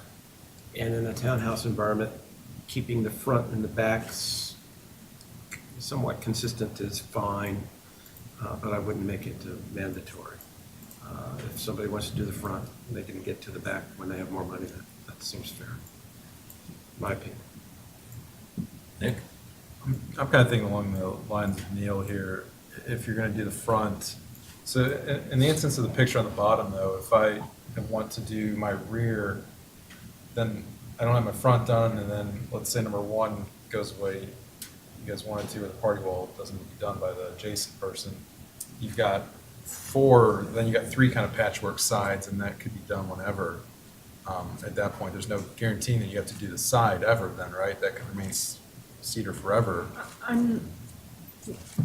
If you have, one of the stipulations is if 2 houses are both, if this one does hardy plank, and then later this one does hardy plank, the party walls have to be hardy plank.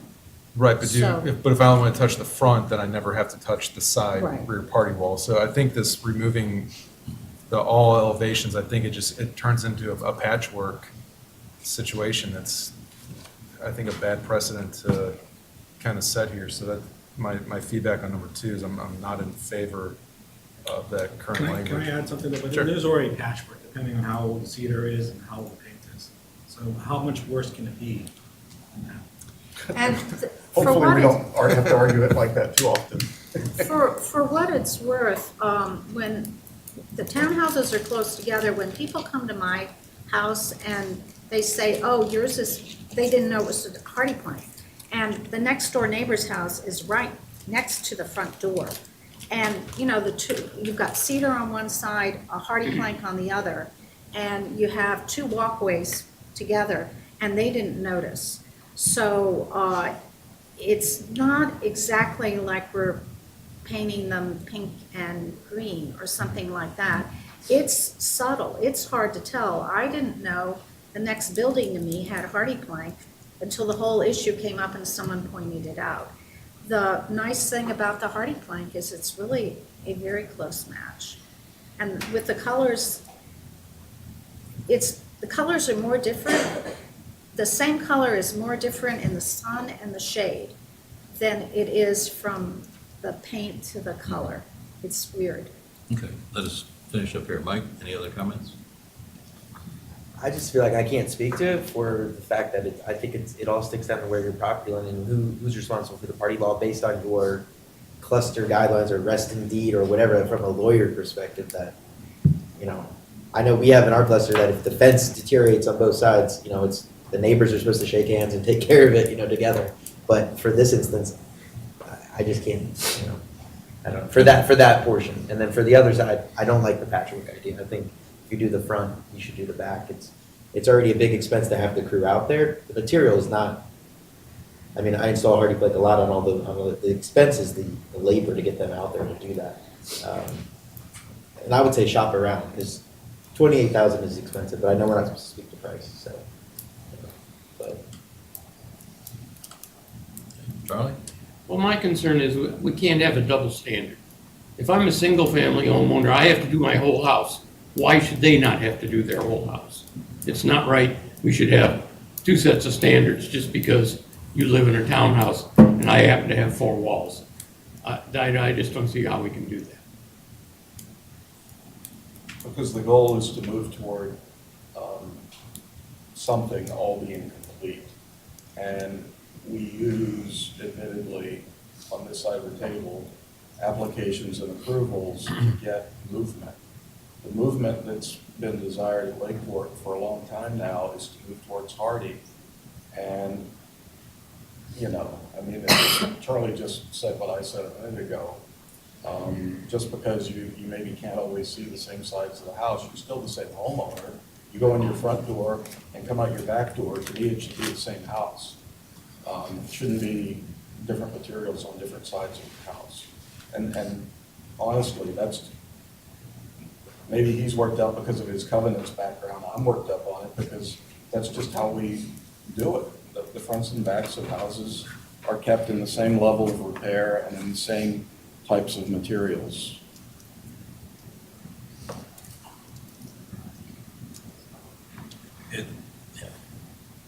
We could probably sit here all night and discuss this. I'm just thinking if there are a lot of townhouse clusters in Reston that have brick fronts and siding rears.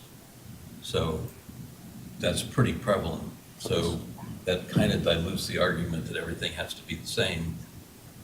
But I understand what everyone's saying. The aesthetic of this particular cluster is the wood siding or hardy. The fact that all the houses are basically the same color, all the houses have basically the same color trim. So that makes a stronger argument that everything should continue to match. But it is true that there's probably a predominance of townhouse clusters in Reston that the front doesn't match the back because they spend the money on the front and make it brick or wherever they make it, and it's all vinyl siding. Not this cluster, though.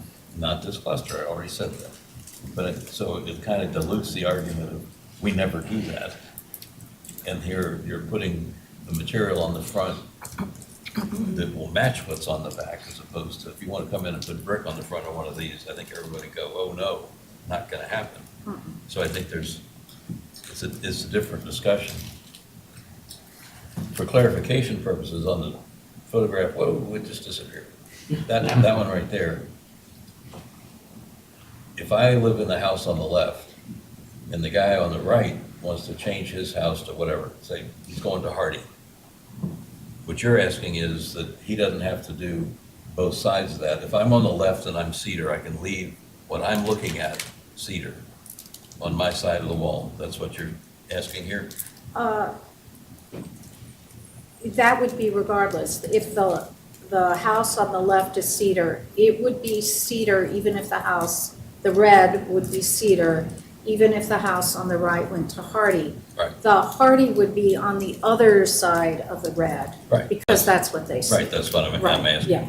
So if the guy on the right wants to do everything hardy, they're not responsible for both sides of the wall. So in that That's case, correct. both sides of the wall wouldn't necessarily match. That is correct. Okay. But that's only in number 2. And number 1, you're asking to say, I want to redo my siding on the left house. I don't have to do my neighbor on the right's because they don't want me to mess with the shared wall. Right, we would say if the house on the left had hardy, they would not have to do the red Right. because the top part of it is the outside. Of someone the else's. home, Yeah, Of that's where it someone gets else's confusing. home. Well, to me, that's clear that that's the other person's house. I mean, I know the other people are looking at it, but it's to me, if they do the hardy, they should have to do that part of the wall. And then the other person left out that they don't have that much hardy, but I guarantee their front house steps out farther and they have more to do on the side there.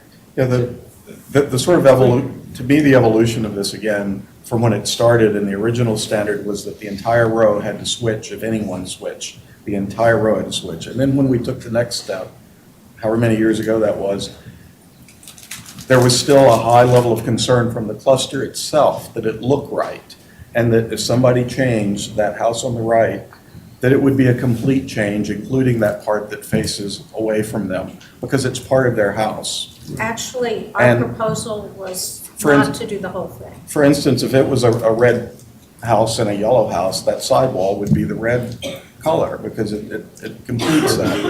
And now we're getting to the point where, it feels to me like, and this is why, again, I'm a little worked up about this, it feels like all of a sudden, 15 years ago, Lakeport's board was just really uptight about going to hardy plank at all. And now it's like nobody cares. Let's just do, whatever someone can afford and don't worry about the other side and all of that. And I think it's now incumbent on us sitting here to try to make sure it doesn't go too far and that we continue to try to move you toward a complete re-siding of each row as expediently as we can, so that you don't just have this thing. They do look different. They don't look exactly alike. They don't. I mean, especially on the lake side. It's very rough sitting next to very smooth. Do we have any photographs of And- a hardy next to Close a enough. It's in cedar? the- Probably not. It's in this. I mean, it was submitted back when we went to it was a very long previously submitted packet, but if you go back, there were, And some of these, well, down There's one. into this, there were That's not a smooth hardy plank at all. pictures. Well, there Yeah, They have we're approved looking the at there are it. smooth and there is, No, I know, what do they have approved? The smooth or the cedar, the fake? you have the. No, it's smooth. no, it's this. It is fake. You have, Yeah. There's- they don't even It's know. a fake, yeah, it's a fake And this is cedar. trim. And the other problem we're having is people are putting smooth cedar boards up when they're doing their repairs. So you talk about patchwork, that looks it was done on our house when we bought it. And that's one reason we wanted to get away from that. I mean, it looks new. It looks pretty similar when it's all brand new. The cedar and the hardy look pretty similar when they're both new, but when the Right. cedar ages, it curls and. Right. Just out of curiosity, in the photograph on the right, it appears to me, whether it's light or whatever, that the face of the garage has one material and the right-hand side has a different one. Now, if I live in the house on the right, I'm looking at that wall, but is that wall sided by the guy whose garage it is? Or because I'm looking at it, is that my responsibility? That one's an end unit, so it was the responsibility of Okay, well, the. just pretend like it's not an But end unit. if it's not, okay, Who has to side the side of the garage? The guy on the right or the guy on the left? the guy on the right, because they would, assuming that the front There's is a house. pushed back. Yeah, I'm assuming it's a house Yes, there. that would be So the even though it's the decision. garage wall is not part of his house, but he would have to be the one that sided. According to our current current standard, yes. And that's what we didn't want to. Okay, so if I was, all I would have to do if I own the garage is do that little bit next to the door and that's it. well, as soon as there's a piece on the other side. I understand, assuming there's a house on the other side. All right, well, I think we all understand what's going on. I'm not sure we're all going to agree on what's going on here. If we take the first one, the removing the requirement, the interior of the party wall, blah, blah, blah. that last thing there was a pretty good example of that. I sort of like the idea that if you can see it on, this is where it got confusing with the other photograph you had, because where it was just house, you said it was the houses, if you go back to that one that's in The red stripes on it. with the red stripes on it. This is where it gets, I want to make sure we're clear on this. You said just a minute ago, that the wall on the house on the right is that guy's responsibility because it's on his house, even though the guy on the left has to look at it.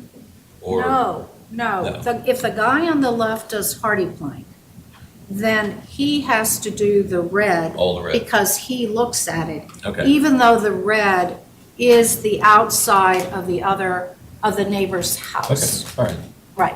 all right. So you're looking to change that. That's basically, you're Are you saying looking the to change responsibility that? should go back to We're- the other. yes. That's we're what looking- number one is That's all what number about. one, okay, that's what I'm clear. Okay, that's- We're looking to let them do whatever they want to do. In Right, fact, okay. some people still All right. want to do the red All part. right, well, let's Because try their to. neighbor agrees.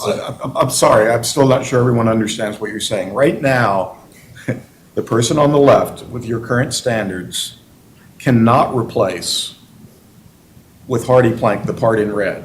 No, you must to. replace. You have to. He must, even though it's not part of his No, house. no. I think it's the other way around. No. In this case, it's the owner on the left who's putting in hardy plank. Correct. And he must do the red. Okay, he must do the red. Okay, He so I'm must wrong. do the Okay, red. Got it. Right. And that's the way it currently reads. That's the way it That's not what currently, you're asking for. That's what it currently is. that's correct. We're asking that the neighbors I'm surprised negotiate. it says that. Just leave it up as they would with the repairs, that the neighbors work out between the two of them who does it and who pays for it. Yeah. It's all. Right now, we are dictating to them that it has to be That done. they have to do that. They have to do that. Even if the guy whose house is Right, yeah. having it attached to doesn't want it done, which is what happened with James. So He it was still the has house to on be the done. left, and the neighbor on the right didn't want the red done. Okay, It let's, still has to be done for clarification. It's just about who is responsible for doing it. It doesn't have to be the person who's replaced, the one to the left. It could be an agreement between the two. No, it could stay cedar, Okay. is what we're saying. If the neighbor on the right, in James's case, his neighbor on the right doesn't want it done, so it would remain cedar, and James would do the back of the house on the left and the inside of his porch. and- So and- do you Okay. orphan that wall at some point potentially? No, it's, No, when the other house changes. it's the So anti-orphan. they do is- own that side of the wall. They own They're Well- not gonna say, No, I'm they- sorry, that's on the not other that side they of the don't parking own it, lot. it's they're There's, responsible for it. there's a stipulation it can't be orphaned. Okay. Neither walls nor chimneys can be orphaned. We don't I believe think, in I think orphans. maybe the reason it was done the way it was done previously is to try to make sure it would never be orphaned, i.e. owned by one homeowner or the other. And so I'd just be, because it is on the other side of the center line of that party wall. And I could see some future homeowner saying, I'm not redoing the other side of that wall. And I will tell you, I encountered a number of those discussions in legal committee years back. I imagine. Yeah, a fair number of them. But item number 2 makes that happen more often potentially. If item number 2 is enacted, then you could just forget about that side wall because you're only doing your front wall. Item 2 or item 3? Item 2. 3 is about the colors, I don't think that. Oh, think okay, my thing is two is switched. about the colors. Mine says 2 is colors. Two but- is No, about two's colors. I have 3 as colors. Two is you can do, you have to do all elevations Yeah. as opposed to just doing one or the other. Yeah. But number application 6 in our proposal is the anti-orphan thing. If an adjacent home already has hardy plank installed, Oh, I was just looking at the summary, page 2, right below the application. I'm looking at the cover page of the application. Yeah, that's what I was That's different. Oh, okay, I was looking at something different. Different, yeah.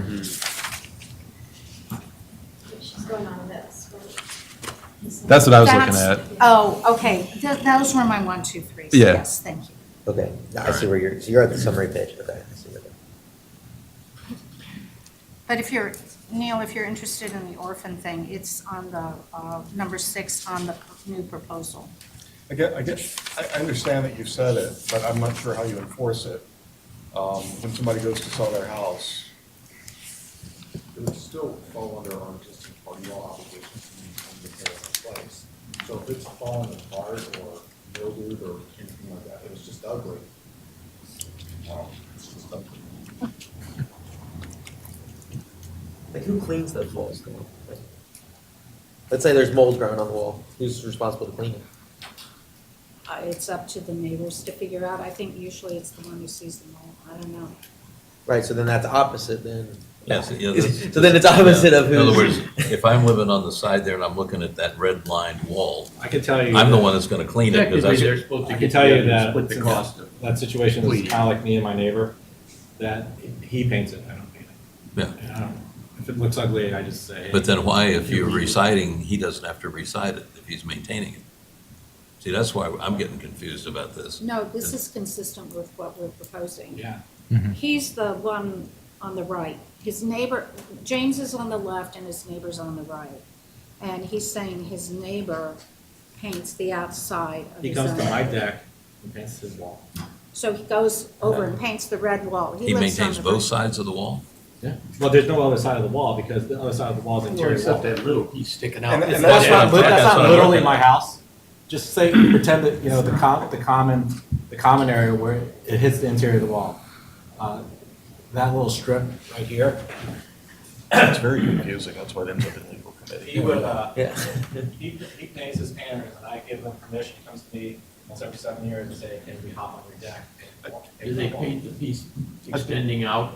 There is no extended out in my. Oh, in your case, okay, that's good. But that's the problem. They Like, would. You can see if the nail goes through and a leak doesn't show up for like 5 or 6 years, that's a problem. Even if I'm willing to pay for it, that's huge mold issues and stuff. It's just something that I'm not willing to do. Well, it's a little bit like three-card Monte here for a second, because I'm looking at that thing, trying to understand that, and all of a sudden you say, no, that whole wall in your case is your house, but the guy next door is painting it. That's different from this It wall. doesn't have that piece It's sticking different from out. this This is freestanding my wall. house. I would put this Hardy here. Right. Okay?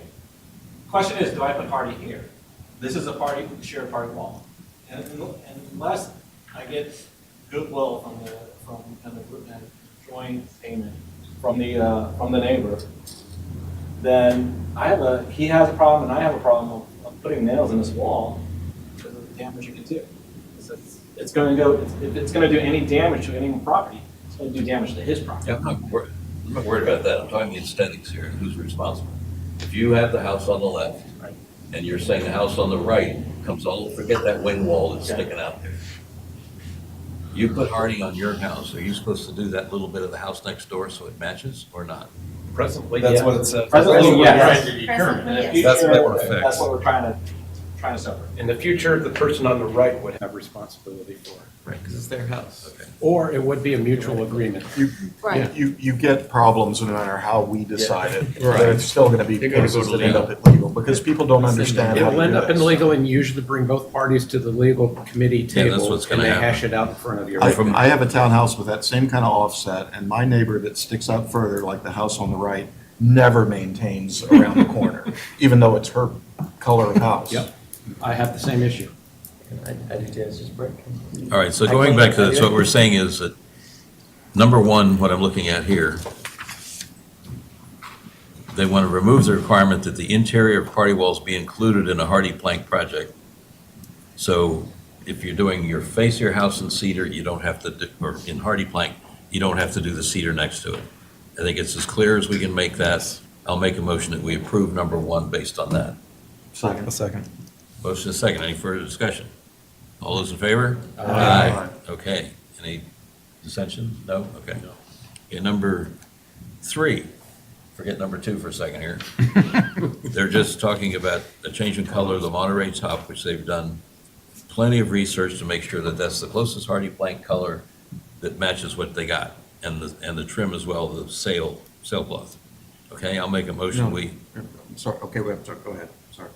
I'll make a motion that we approve that as the color match that they've researched and said that's the closest thing to that. Is there a second? Second. There's a motion and a second. Any further discussion? Yeah, because we haven't talked about it. How are the colors currently specified in this cluster? What are we doing? I don't know exactly what we're doing when we make this motion. How is color currently specified? We have a palette for the. Each row? For the cedar. Each building has its own palette. So I just want to be clear in our motion that each of these two colors is going toward each of those two. Both of them. And they're not indiscriminately both okay, because they're not. You can't, they're two very distinct colors. Monterey taupe does not look like sailcloth. Oh, no. No, Those no, are one's the trim, two one's- new- one's siding, one's Okay. trim. Yeah. Okay, I got it now. Okay, want me to explain it to you? No, I finally got it. Because one's siding and one's trim, and I just read siding. That's all right. Okay, there's a motion and a second. Any further discussion? No. All those in favor signify by saying aye. Aye. Okay, now the next one is the all elevations. I don't have any problem with the all elevations applying to end units because to me, that's sort of like a detached house. I do have an issue with the front and the back. I understand the reasoning and discussion we've all had going back and forth. So is anyone willing to make a motion to approve or to disapprove the all elevations? Let's start with that, saying that they think if you do the front, you got to do the back. I'd make a motion to disapprove it based on having a split standard for different parts of town. Second. Okay, any further discussion? The only thing I would throw out there is that I'll say 80% of the townhomes in Reston have a different material on the front than the back. Well, my neighbor's house is brick on the front, but, and siding on the sides, but you'd still make them do all three of the siding sides if they wanted to reside their whole. I understand that. You wouldn't make them tear the brick off and put siding on there just because it doesn't match the other That's three true. sides. That's true. Okay. Any other comments on that? Any further discussion? Okay, all those in favor of disapproving number 2, raise your hand. Okay, anybody opposed? Okay. It passes. Or it's disapproved, I'm sorry. Okay. That's it. Thank you. Thank you. Thank you. Thank you.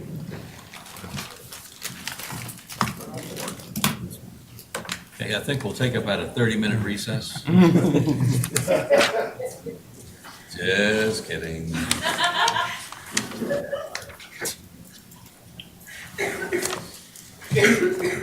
Step outside in the hall for refreshments. Or not. Okay, next up, Primrose School. Briefly, if you can tell us the items we're discussing, it's pretty clear on your application, but kind of run Yes. through it for us. I'm Jim Casay with RJ Architect, representing Primrose School of Reston. We're here seeking approval of a new wall logo sign at the entrance to the building, and to just present the existing conditions for the playground and fencing. We were here a year ago and got a playground design approved. We came back in February with a revised playground plan, along with some other items. But I guess there was miscommunication or misunderstanding on my part that the playground was not approved. I thought it was being approved at a staff level, and we'd be notified if we had to come back to the DRB.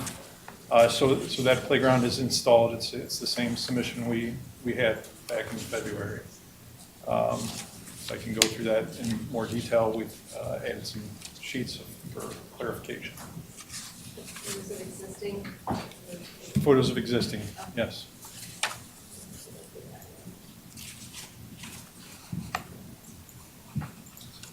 So just for clarification, what got approved, the restaurant, the playground was approved by staff, is that what you just said? No. We approved the playground We- equipment initially, but they installed some different equipment, especially the fire. The fire engine, PC, okay. which is a lot larger and brighter than what we previously seen.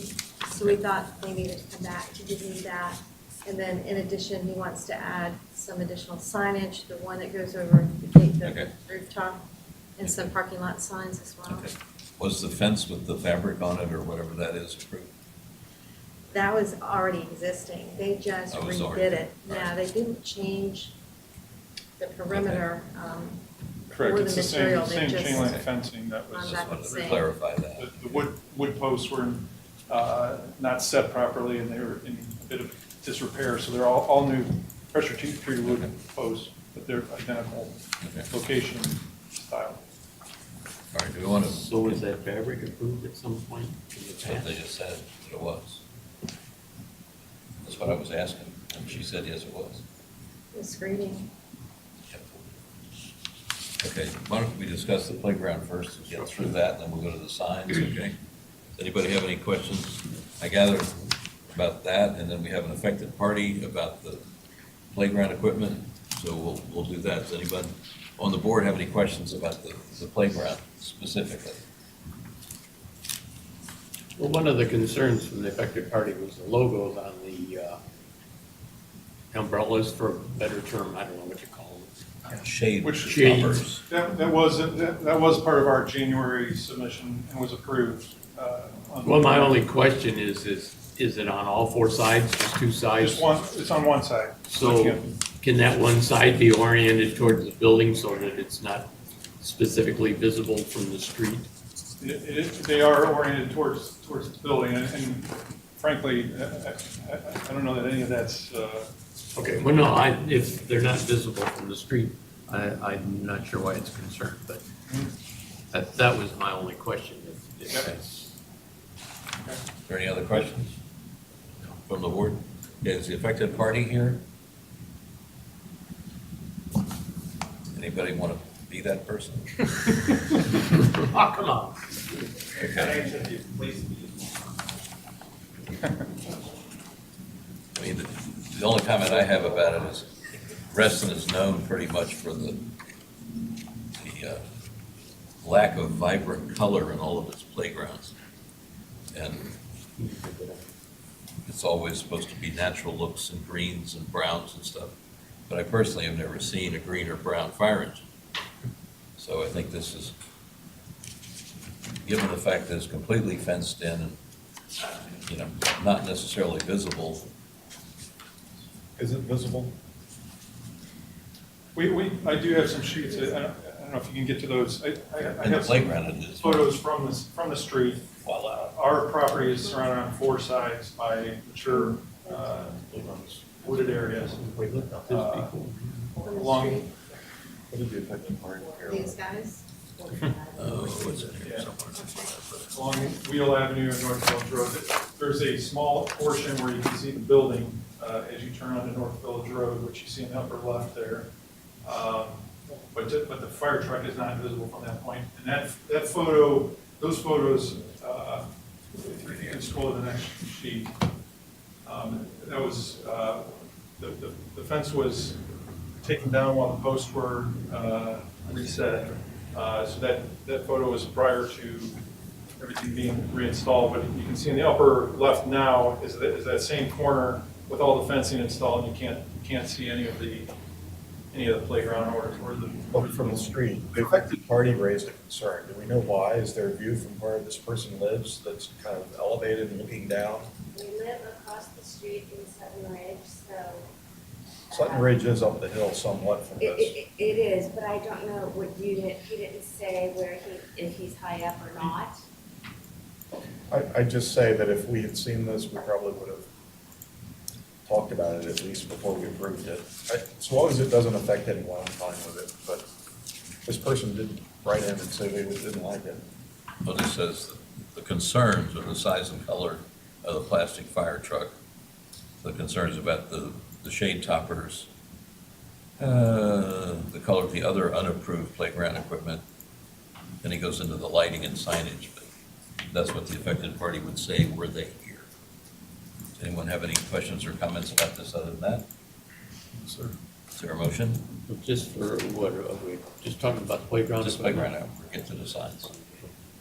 I'll make a motion to approve the playground That's his. as is. Is there a second? There's a motion and a second to approve the playground as it exists.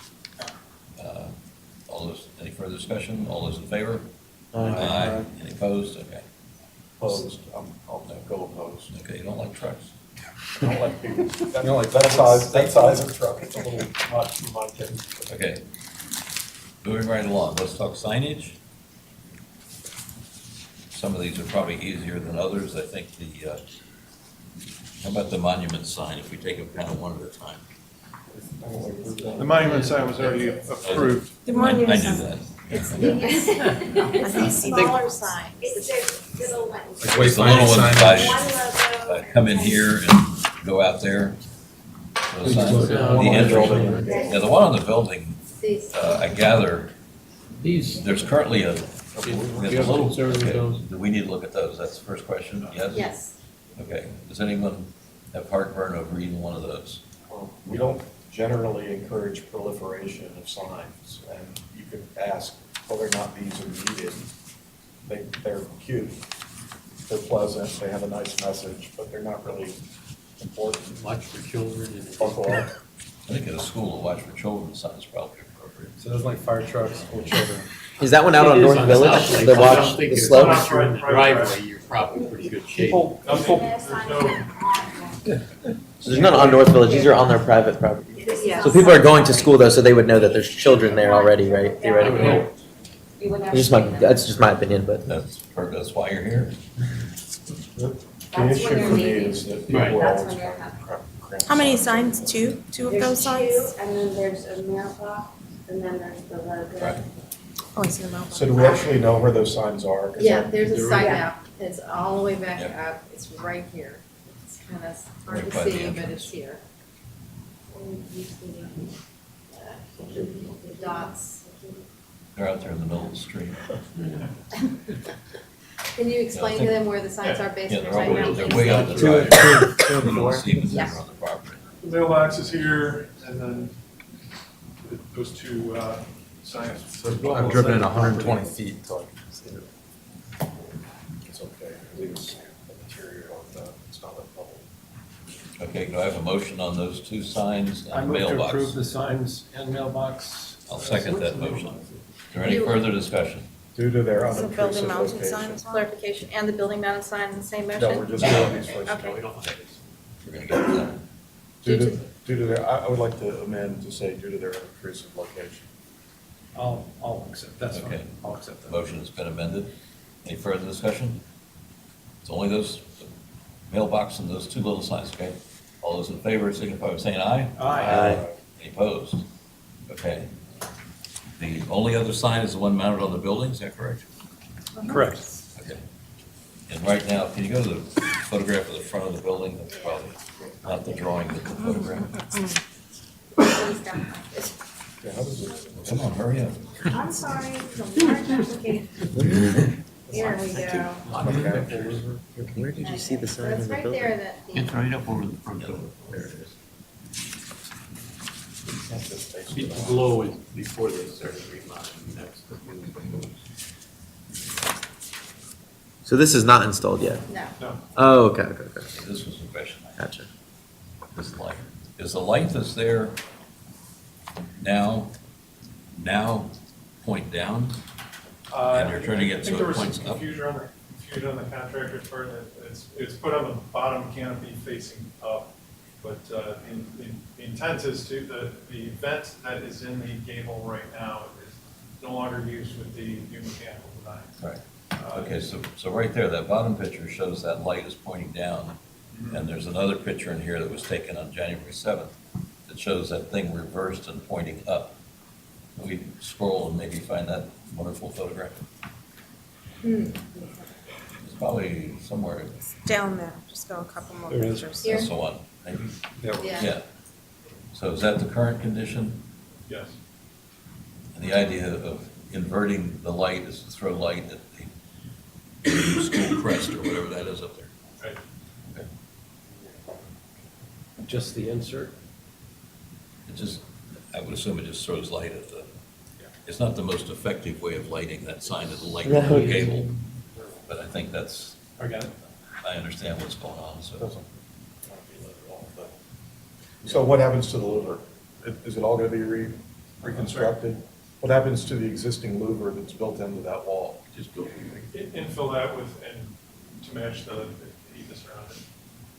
With the sign, take up So- that cable. Just let's make sure, I don't have any problem with it, just, I'm not unsure about lighting it at night. I'm assuming it's not gonna be bright and I can live with it. Can you go to 41? But what's the material of the sign? Because if it's EIFS here, how are you gonna, the sign here is masonry, so. There's, that picture is a prototypical picture where it has masonry around it. But it's an actual wood sign. Yours is going to stand up like that. Yeah. Looks like you put it in upside down. Honestly, an appropriate one. Yeah. I think lighting the sign is where I have a problem with this. I think if the light is left, it's there, it exists and it points down, that's okay. And I don't have a problem with the sign itself, but I think lighting it is kind of killing it for me. Especially with that one. Particularly, I mean, that light just looks inappropriate. Looks like you did exactly what you did, is turn it upside down.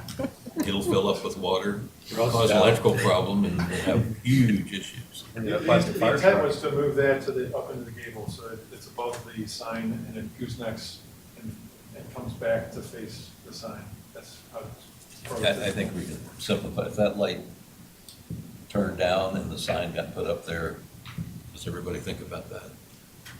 That's fine. I think he's saying, do you want to move the light, is what you're Location saying? is changing. We have an elevation of it, if you could pull up the. He wants to move Shows the the light. light up above it. Yeah, no, they want to relocate it above the When would sign. that I'm be? sort of ixnaying on the Einsay. You don't like that idea, okay.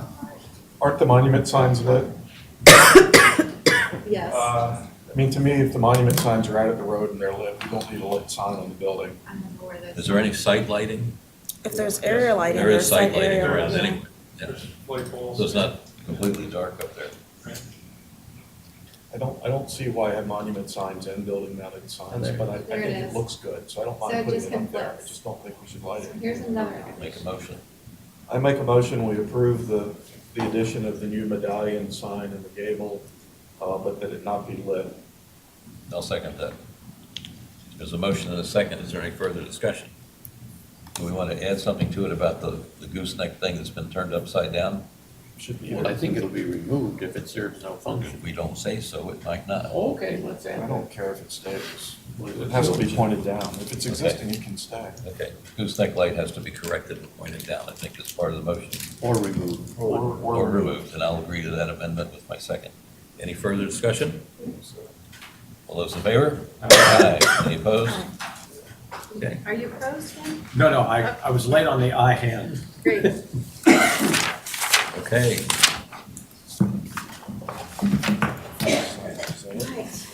Nope, open it up. I got this resolution that we voted on 17 times already.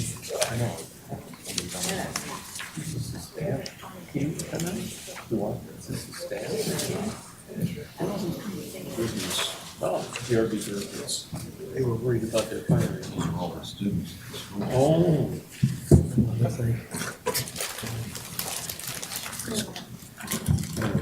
Okay, I think Colvin Run. It is not, I checked it like I was just like that. Okay. These old buildings that I built. Yeah. The floor is thine. Ready? You could move one of the microphones closer to you, so sitting right between them. There you go.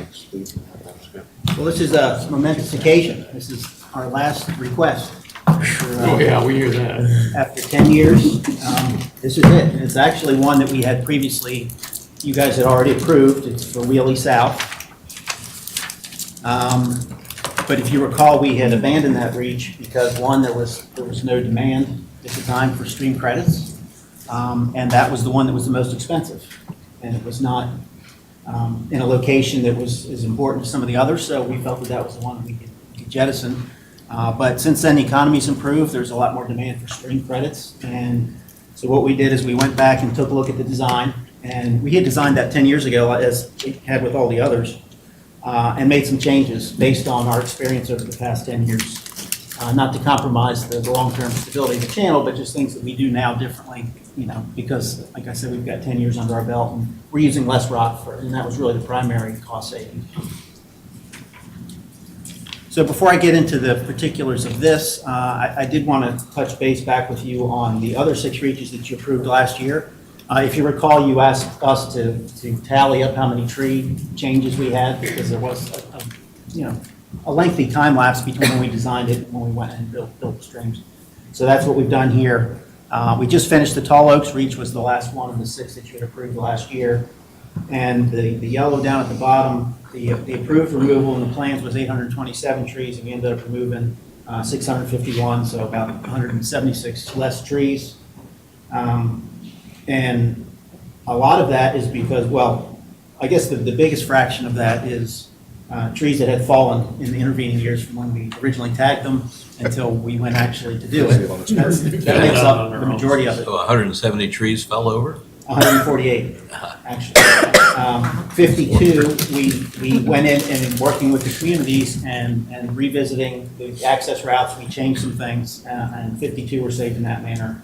But then we did add another 19. So in total, that's how many over all those reaches, that were 176 less for one reason or another compared to the design plans. So now getting into this particular reach, it runs from the culverts under Wheelie Avenue. Is there a pointer on this? It doesn't work on the TV. Oh, okay. It runs from on the lower left hand, that's Wheelie Avenue. So it runs from there up into the point where it joins with the Wheelie North Stream that we did a couple of years ago where that steel pedestrian bridge is. So it's about 1,200 feet and 22 feet wide, and a bank full depth will be about 1.5 feet. Comparable to the size that's there now. And just going through some pictures, you guys have seen these for 10 years now. It's an eroded urban channel. And especially with all the rain we've had this past year, these pictures were taken a couple of years ago, so I imagine it's substantially worse in some of those locations. Like that one bank there in the background is probably 8 feet tall because the stream hits it at a 90 degree and then makes a turn. This is another typical type thing where you have the end wall, which the invert of that was originally the channel bottom, but now it's dropped that much. Again, nothing you guys haven't seen a number of times. This one's a little more interesting in that tree was on the bank at some point. They generally don't grow in the middle of the channel like that. So just gives you an indication of how much the channel's migrated over the years. And then that's down at the bottom where the Wheelie South, which is this application, comes in from the right and ties into Wheelie North, which is coming in from the left that we, again, finished a couple years ago. So the grading plan and profile, it's much too detailed for you to see on the screen. But what the changes that we made were, we changed the access originally, if you recall, which you probably do not, is we had access on the other side of the channel. We had several stream crossings. We've reassessed that and are able to keep it all on the same side of the channel, which saves a fair number of trees. We also, as I'd mentioned, reduced rock. In each one of those pools, originally we had those large rocks in the bed of the pool. And what we've learned over the past 10 years is we really didn't need that. So we've taken that out, and it's okay if the pools get a little bit deeper, as long as the footers aren't undermined. And we found that to work out very well. So the rock is a huge expense. And so by eliminating that, we were able to make it much more cost effective. That just indicates where it comes into the Wheelie North Stream. In terms of tree impacts, the red and the green, most of the trees to be removed are the ones that are right along the channel. There's very few, if any, that are associated with the access because it's, fortunately or unfortunately, the forest is a little more sparse down there, so we could actually work in between them. So red is to be removed? Correct. And green is remain? Correct. And in terms of the actual numbers, the 121 is what we're asking for now with the redesign. And again, primarily because we changed the access from one side of the stream to the other where there's less trees. And so the 146 is what was in the original plans. And the trees have actually been tagged, and I'm told that roughly half of those are actually fallen as well. So that 121 might actually only be in the 60 to 80 range. So let's see, in terms of the schedule, let's see, did I skip over let's see. Just go forward here and let me back up a little bit here. Apologize for this. I wanted to talk a little bit about the access. The original plan was to build this with the Wheelie North Stream, and if you recall in that application, we used the Washington Gas or the Transco pipeline has the access. And we were going to come down the trail while we were doing the Wheelie North Stream and then take care of Wheelie South at the same time. Well, since we didn't perform we're not doing those at the same time, Wheelie North was done a couple of years ago, we wanted to limit how much impact there was to the trails as well as the community and trees. So what we went out there with our ecosystem restoration staff, John Connolly, who's here with me tonight, and found a much better access, which is the Reston paved path off of Beacon Tree, coming straight down the pathway, and then that eliminates having to go through the gas pipeline, because there was concern about that as well at the time, just working in a gas line easement. There's a lot that has to take place in order to do that. And what we're going to do for a stockpile area, so that we don't have to clear any trees, is for the stockpile area, is to, John met, and I have a list of when we met with who, but John met with the Colvin Run apartment owners, and we're going to use roughly 50 feet of the end of their parking lot, which is, you can see that dash line looks like a snake. That little box, that's about the area that we're going to use. It's right off the paved path. And originally what we're going to have the trucks do is come in the paved path and then follow that dash line back up to their parking lot. Well, we eliminated that. At the time that I submitted this a couple of weeks ago, that was the plan.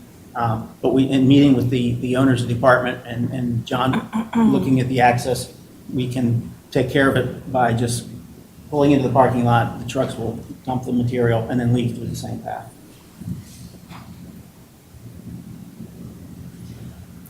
As far as I catch back up, in terms of what we have done thus far, we met with Pantana Woods board in one of their homes before Christmas on the 14th. And I don't know how many of the board members were there, but there was roughly about 8 people there. We went over the plans on the coffee table, answered all their questions, and we sent out the affected party mailing on 12/21. John met with Colvin Wood Apartments just last Friday. The tree flagging, I said, begins yesterday. Well, it was completed today. And then I'm here tonight for the DRB presentation. And the proposed project schedule, if all goes well, would be to begin the tree clearing in the beginning of February, because we wanted to beat the March 15th migratory bird deadline, have all the trees down by then. So that would be the commencement of the project. And then anticipate that the streaming could be done in the summertime. Hesitate to put a date on that for obvious reasons. If it rains a lot like it did last year, then it takes longer. But it would be done sometime in the summertime, and then planting in the fall. Be glad to answer any questions. That's a picture, some drone footage from the Buttermilk Stream, the upper end. That's Barron Cameron, where the culvert comes out. And that project actually went very, very well. Actually, they all went really well, but that one in particular, given the level of interest from the community on that one. What are all the little anthills? Those are all plantings. Those are 1 gallon container. Of Trees what? and shrubs. Of trees? Shrubs primarily. No, actually trees and shrubs. And then it's also overseeded with a seed mix that's got trees, shrubs, herbaceous materials. You remember how long ago it was snaked in? 10 years. Was it 10 years? Okay. We did our 10-year walkthrough. John and I walked it all. And it was pretty amazing. I hadn't been back in a number of years. And we definitely learned some things. All in all, I mean, I think we couldn't be any happier with how well it held up. And again, there are some things that we do differently, but there's virtually no areas that we feel like we have to go back in prior to turning it over to you guys and do anything. So it's just a huge success. I mean, you look at something like this, and you go, oh my gosh, it'll never look like it used to look.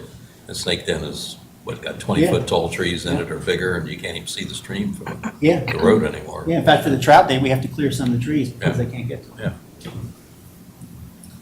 Okay, anybody have any questions? What was the timeline extension? Was you asking for that now? Well, no, this is actually new because the actual approval expired last year. So we would be finished in the summer. So I guess through the end of the year, it allows the plant. 12 months, 18 months? That'd be more than enough. So any motion should include a 12-month timeline for this. Anyone have any questions, thoughts, concerns, cares? Anything I am personal? curious about getting rid of the rock. I mean, what I hear is that you found out you could do it a lot more cheaply without using the rock, although, you know, it kind of common sense wise makes you think that it was a substantial way of slowing things down, I guess, or whatever all the rock was doing. There's still a lot of rock. Yeah, I know, but there used to be more. There used to be more, that's right. We just found out that you really don't need it in the bottom of the pools unless there's more than a foot drop. So when you say you found out you really don't need it, Mhm. how did you find that out? Experimentation, honestly, in some, not in Reston, of course, we wouldn't do that. Some other jobs. We've been experimenting for 10 years. Well, no, in working with the county, there's a lot of interest on some people's part to not use any rock. And we don't think that that's practical at all in an urban situation where you have the kind of flows that we have and the infrastructure that needs to be protected. I mean, it kind of needs to stay where it is. There are some that would say we don't need rock, let's just use trees and some other soft measures. So there is a push in the industry to go that way, and it is going that way, and we're going that way as well. So we reduce the amount of rock because of the cost issue where we are assured, in our opinion, that it's not going to cause a long-term stability issue.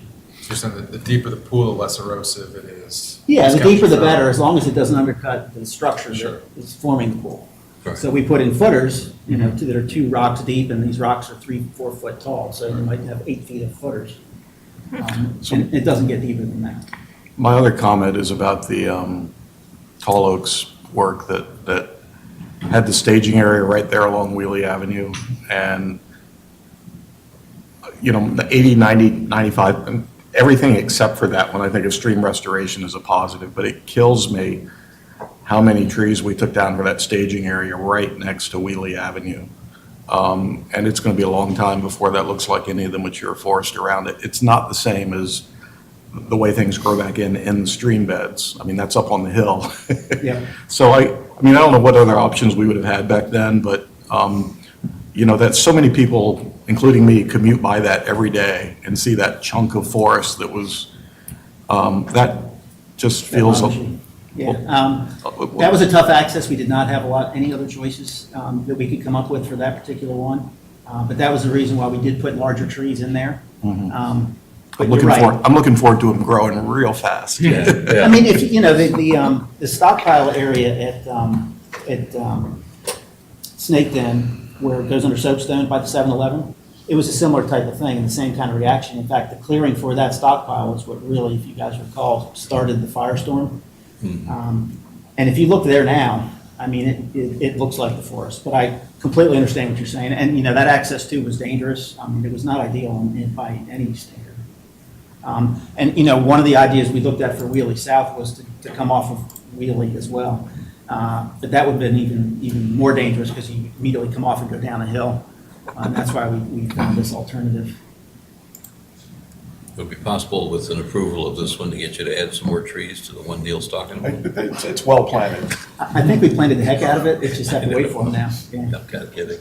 Okay, any other questions? Is there a motion? I'll make a motion to approve the Willie South Stream Restoration with the 12-month. Okay, I'll second that.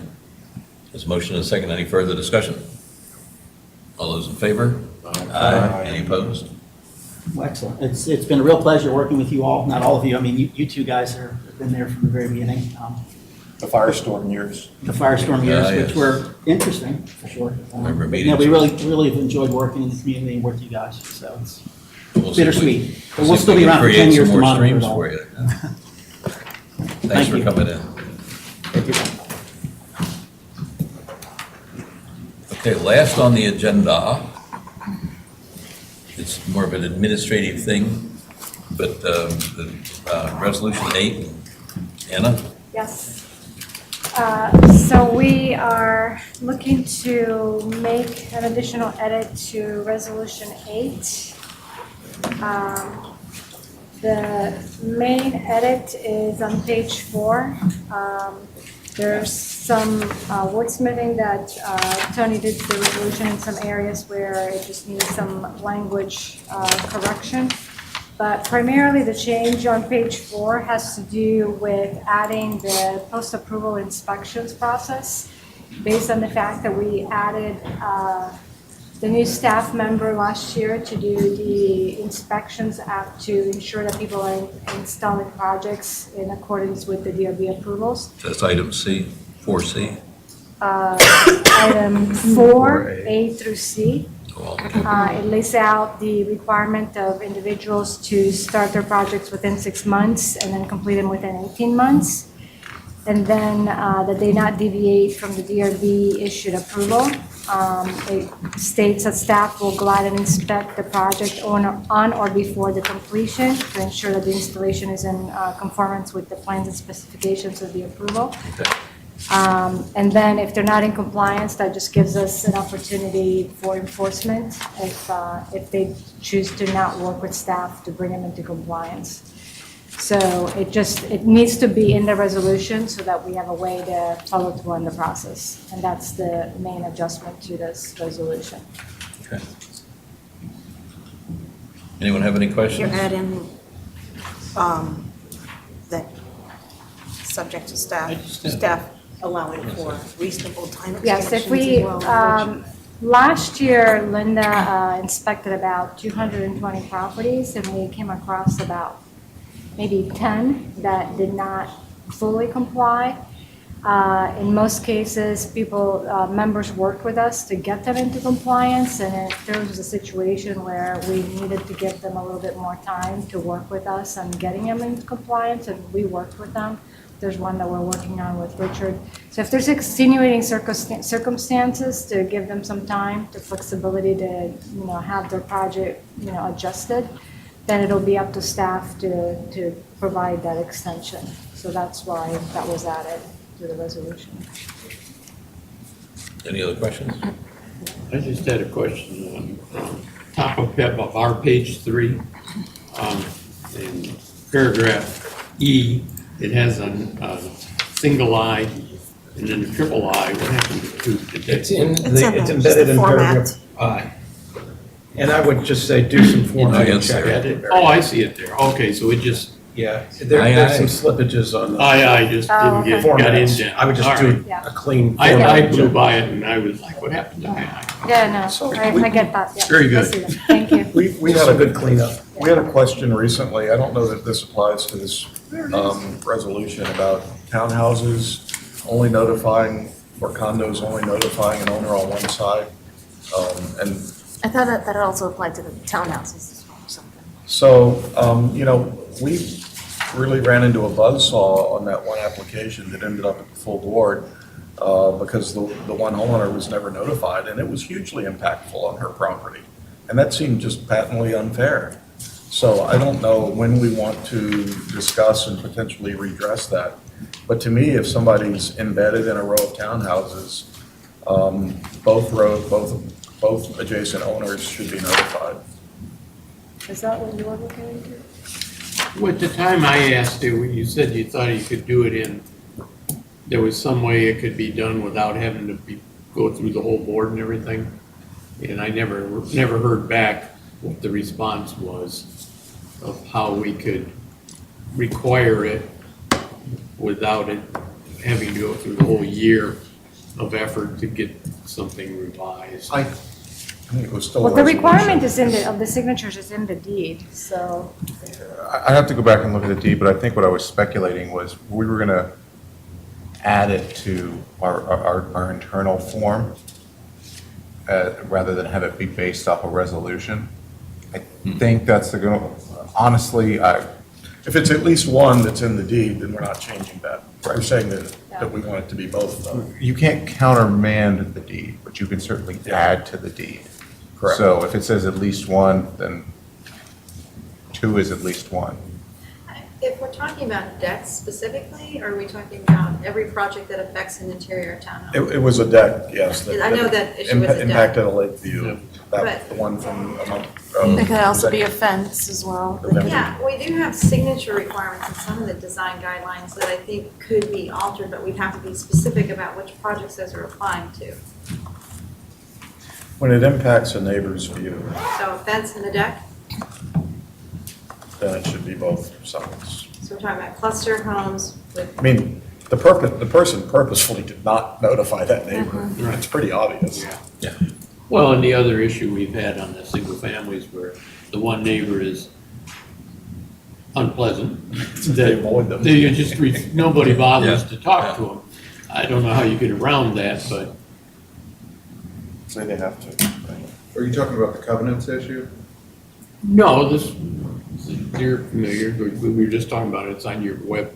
Yeah, I know what you're talking about. Yeah, I mean, nobody wants to notify them that they're making a change because they don't like anything. They're gonna complain about it. They're gonna complain no matter what you do. I mean, the easiest, neatest way to do it would be a resolution revision where it's like, if you can see it, you know, put some language in that if you have a direct view of it, direct unaided view, then you can be an affected party. That would be the neatest way to do it. But then you get into issues of, well, you have a bush in front of your house, so I didn't need to notify you because it's, you know, not in your view, or. So it's hard for me to think of things where it's not important when you're right next. I mean, you know, you're in close proximity when you're in a row. You'd rather have them resolve it before they build it rather than afterwards. I just think it's neighborly. You Yeah. live in a community that has covenants and your very next door neighbor does something and even got approval for it and you never knew anything about it. That's just weird to me. Especially if you went to Florida for the winter. It gets even hairier when you bring in the utilities companies. I've had a problem with Verizon to deal with my interior neighbor who ended up digging up my yard. I also had a problem with, that affects Reston Association. I haven't notified them, but Verizon dumped in an entire communications line to make sure that everybody got Verizon further down on the lakefront homes. So they dumped a huge PVS pipe in the lake right underneath my deck, running all the cables to all the other houses. I saw the guy out there in a rowboat from Verizon doing it all on his own. I said, "You got any approval for this?" No. Didn't know I needed it. He put cinder blocks all over it, and it's now all in front of my dock. Wow. So, Kid Canoe, I'd do something. you know, we got to start talking to the utility companies. Got to be aware of what they've got to do before they come in and do these things too. I know that there's always, concern or challenges with homeowners being able to get signatures. So I know that adding that second signature could be challenging. But I think whether it's added to a resolution or to the application, if we're concerned about situations within clusters or townhome clusters, then maybe the stipulation is just that for that property type, that both adjacent homeowners. I don't think you signatures are need a required. signature, though. I think you just have to have proof of notification. Just like all of these business ones, you get the list of registered letters they sent out. But certified mail is a requirement, it's very expensive, so people use. Yeah, that but in if you're not lieu gonna of- talk to your neighbor, it gotta at least at least gives send you them an a out. It gives you a way to notify them. Pain, but if you have to do it, you hate that person so That's much. right, and we do recommend that. Yeah. But we're really only enforcing the one adjacent neighbor, and if we get into in view of, then it leaves staff in a position of trying to decide what makes sense That's of that. something. Right. Yeah. And Charlie, if you're gonna do certified mail, one of the problems you run into is it doesn't have to be claimed. So Right. it Well, can that's just go true. unclaimed. Yeah. I mean, most if you're people gonna won't do it, claim you it. need to do it first class mail. We send it, if you don't get it, I'm sorry, I made a reasonable step. But, certified mail, I ran into that. Well, I was just saying, you have a document that said I But you tried to have, send. yeah, proof. That's that you all. want, Yeah. yeah. Because I know my next door neighbor, when I submitted an application, she was living in Liberia and was renting it out. And I had no Long way way to to go. get, right, exactly, I had no way to get to her signature to do anything, so. Is there a way to incorporate the Reston Online property owner resource as a notification system in the future? Everyone has an account, right? In theory, that owns a property? An account? Yeah, I right? think it's talking about the rec track. No. Yeah, is that- Yeah, They, we're not, you don't have, it's not mandatory that you register. Okay. You only have to register for programs and services. Gotcha. They are required to provide Reston with notice of where they want to receive notifications.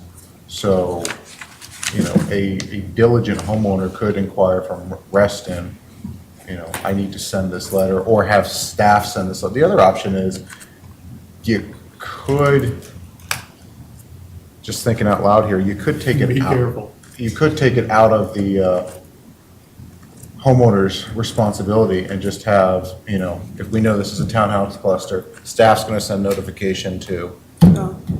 That's a If you- cost that would have to be added to our budget. Budget, And Julie, I don't think I have that money in my budget. She's not listening, but I don't think you, never mind. No, no. Yeah, I think that our budget for postage has just been cut back. And so this would require me to Yeah, increase my I budget don't for think it's- postage, and I'm not gonna be allowed to do that for the But- next 10 years.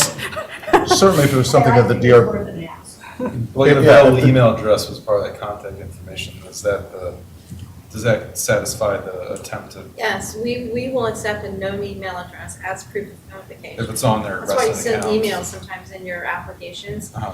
That's just our way of documenting the fact that we've received something via email. Right.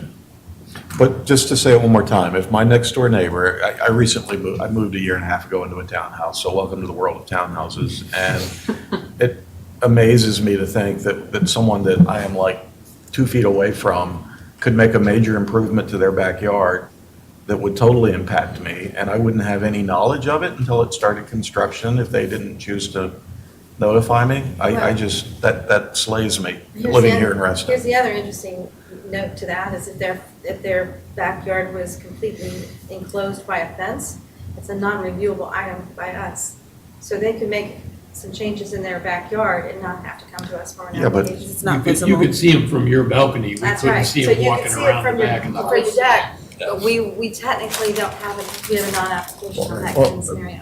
back I to don't Neil's point though, agree with that if either. this board felt strongly enough that it wanted to increase that, then the appropriate method would be to direct staff to revise the resolution and come back with a presentation, if that's what this board wants to do. I don't want to hold this resolution aid up after all the years that we've been working on it. Yeah, But I just think it's something that ought to be addressed in coming years. Unless this is, put it on the list of the next time you have to do something major to this too. I mean, we haven't been beat to death by people complaining that their neighbors didn't tell them. We get a couple a year, I suppose, and they're uncomfortable. But it's not like every month that somebody in here complaining that they didn't know. So, there's a good little discussion here about what it takes, and I'm really not looking for signatures. I just think that there ought to be some level of notification. notification. You're right, I don't think you need a signature. Just want to be able to come to a meeting and participate or If it's weigh something in. that a manager reviews, then would you use common sense in this way? Especially, like, say that it's not just something that's added to your neighbor's yard, something taken away. If there's little tiny yards and townhouses and there's a big tree and the branches are covering 2 neighbors' bedroom windows, maybe they like that. But this tree is pulling up someone's sidewalk, so it has to be removed. Well, I would require both of those neighbors, whoever's branches are, near that house, to be notified. Would you? So staff, Impact. We use common Yeah, sense yeah, about. if you guys think there's Impact. impact, you could say. Yeah. well, I would just ask again, what happened on that deck from a month ago? Maybe that slipped through the cracks Geez, I during don't the, remember the actual details, but I Well, know it the- was done quite a while ago. She The was- initial, she was away. yeah. It was a part, it was a stair right next to her. Yeah, I know, but So they like did, front, yes, we they, require, Yes. we do ask for both parties on lakefront properties. and that's internal, because we've decided that it makes more sense to have both of them. So you may have That's everyone's determined that view. she was unreachable or Yeah. couldn't be notified? Maybe it was prior. Well, and some homeowners, honestly, they choose which neighbors to go and Well, get a sure, of signature course for, they do. because there's But they're people that upset. they just refuse to talk to certain neighbors, and so they, avoid So, certain Anyway, people. what we're saying is, there's some staff discretion here, as you just pointed out, We that tried to make sure we're, you try to, if it's important, so at that point, that's what it says now in resolution number 8. So are we comfortable enough with that? If we want to kick the can down the road further, we can Yeah. do I that? think, Yep. I didn't think it was world shattering, I just. Okay. Then do we need a motion to approve this? Yes, please. yes. I'll make a motion, we approve resolution number 8 as written and amended and edited and everything else. There's a motion, a second. Any further discussion? All those in favor? Aye. Does anybody here want to go home? No, wait, I have one other item. Oh, wait a minute, you only had one thing on. No, No, she there's sent two. an email out. I have an ask to see if there could be a subgroup of the DRB that could assist us with creating, a while ago, last year, I'm sure you guys remember, staff came up with a checklist to attach to the DRB application that could be used by homeowners in determining what needed to be submitted with an application. And that tool is working really well in getting complete applications submitted by homeowners. However, what we're still struggling with is being able to determine what does the DRB consider a complete application? As in, what would you deem to be necessary in an application packet? So leaving out the checklist that we added to the application form for the homeowners, we would like to know, what do you feel is necessary for an application packet? Because we would like to provide consistency to our advisors so that when they're putting an application packet, they know that if I have these 10 items that the DRB says they must need to review an application, at least I know that I've done my due diligence. Right now, there's some inconsistencies within our staff in terms of what should be in the packet. So I'd like to see if I could get a couple of volunteers to have a meeting to go through this process. And I know that this has worked really well in the past. To help us come up with the must-haves for the DRB to review an application. So, I mean, obviously, every single guideline has a different set of required things. How are you going to do this? I mean, We tried to group them together, actually on that checklist that's part of the new application in terms of what, like, sidewalk, landscaping, what are the typical things that we're gonna need. So, At the So risk you're of- asking if, does the checklist need more or need less? Or less. Or does it Well, just, Well, at the risk of being unpopular and considering the time, what Anna's asking us is, are there volunteers to help work on this? We don't need to discuss it tonight. Correct, yes. yeah, It's a very simple question. yeah, I'm in for that. yeah, I don't know. Okay, Neil just volunteered. I'll So volunteer. Yeah, Neil, Richard, yeah, I'm and usually, well, not as much as I used to be, but I'm still pretty available. Neil, Richard, Charlie. the Anybody more the else? merrier. Come on, Yeah. oh, come on, Grant? Nick. Come on, Okay, Mike. Neil, Richard, Sure. Charlie, and Nick. Come on, Grace. Nick. Does it have to be on a Friday afternoon? Yeah, now? Friday's bad. Friday's bad, Friday's good, Sunday brunch. No. Sunday. Sunday brunch. Champagne. Okay, you got your volunteers, right? Okay, We're good. I will send out an email and then we'll poll for best times. We don't need to discuss that at this Right. point, but. Perfect. Okay, thank you, that's all. Is there anything else in here? That is it, thank you very much. Sure. No more Yes, surprise items. yes. Thank you for the cut. Do what? We missed one. Anybody else want to go home? I'd like to go home. I'll make a motion, we adjourn. Is there a second? So motion is second. Charlie? What's the motion happening here? Wait a second, we're trying to get out of here. Would you like to go home? The motion and a second. All those in favor, aye. Aye. Now you can talk. Thank you all. Wonderful meeting. Put big square concrete block columns. Thank you. Which are about ugly, but the whole foundation of the house. That's good too. And there's these big concrete block columns. Something they did. Well, we approved the addition.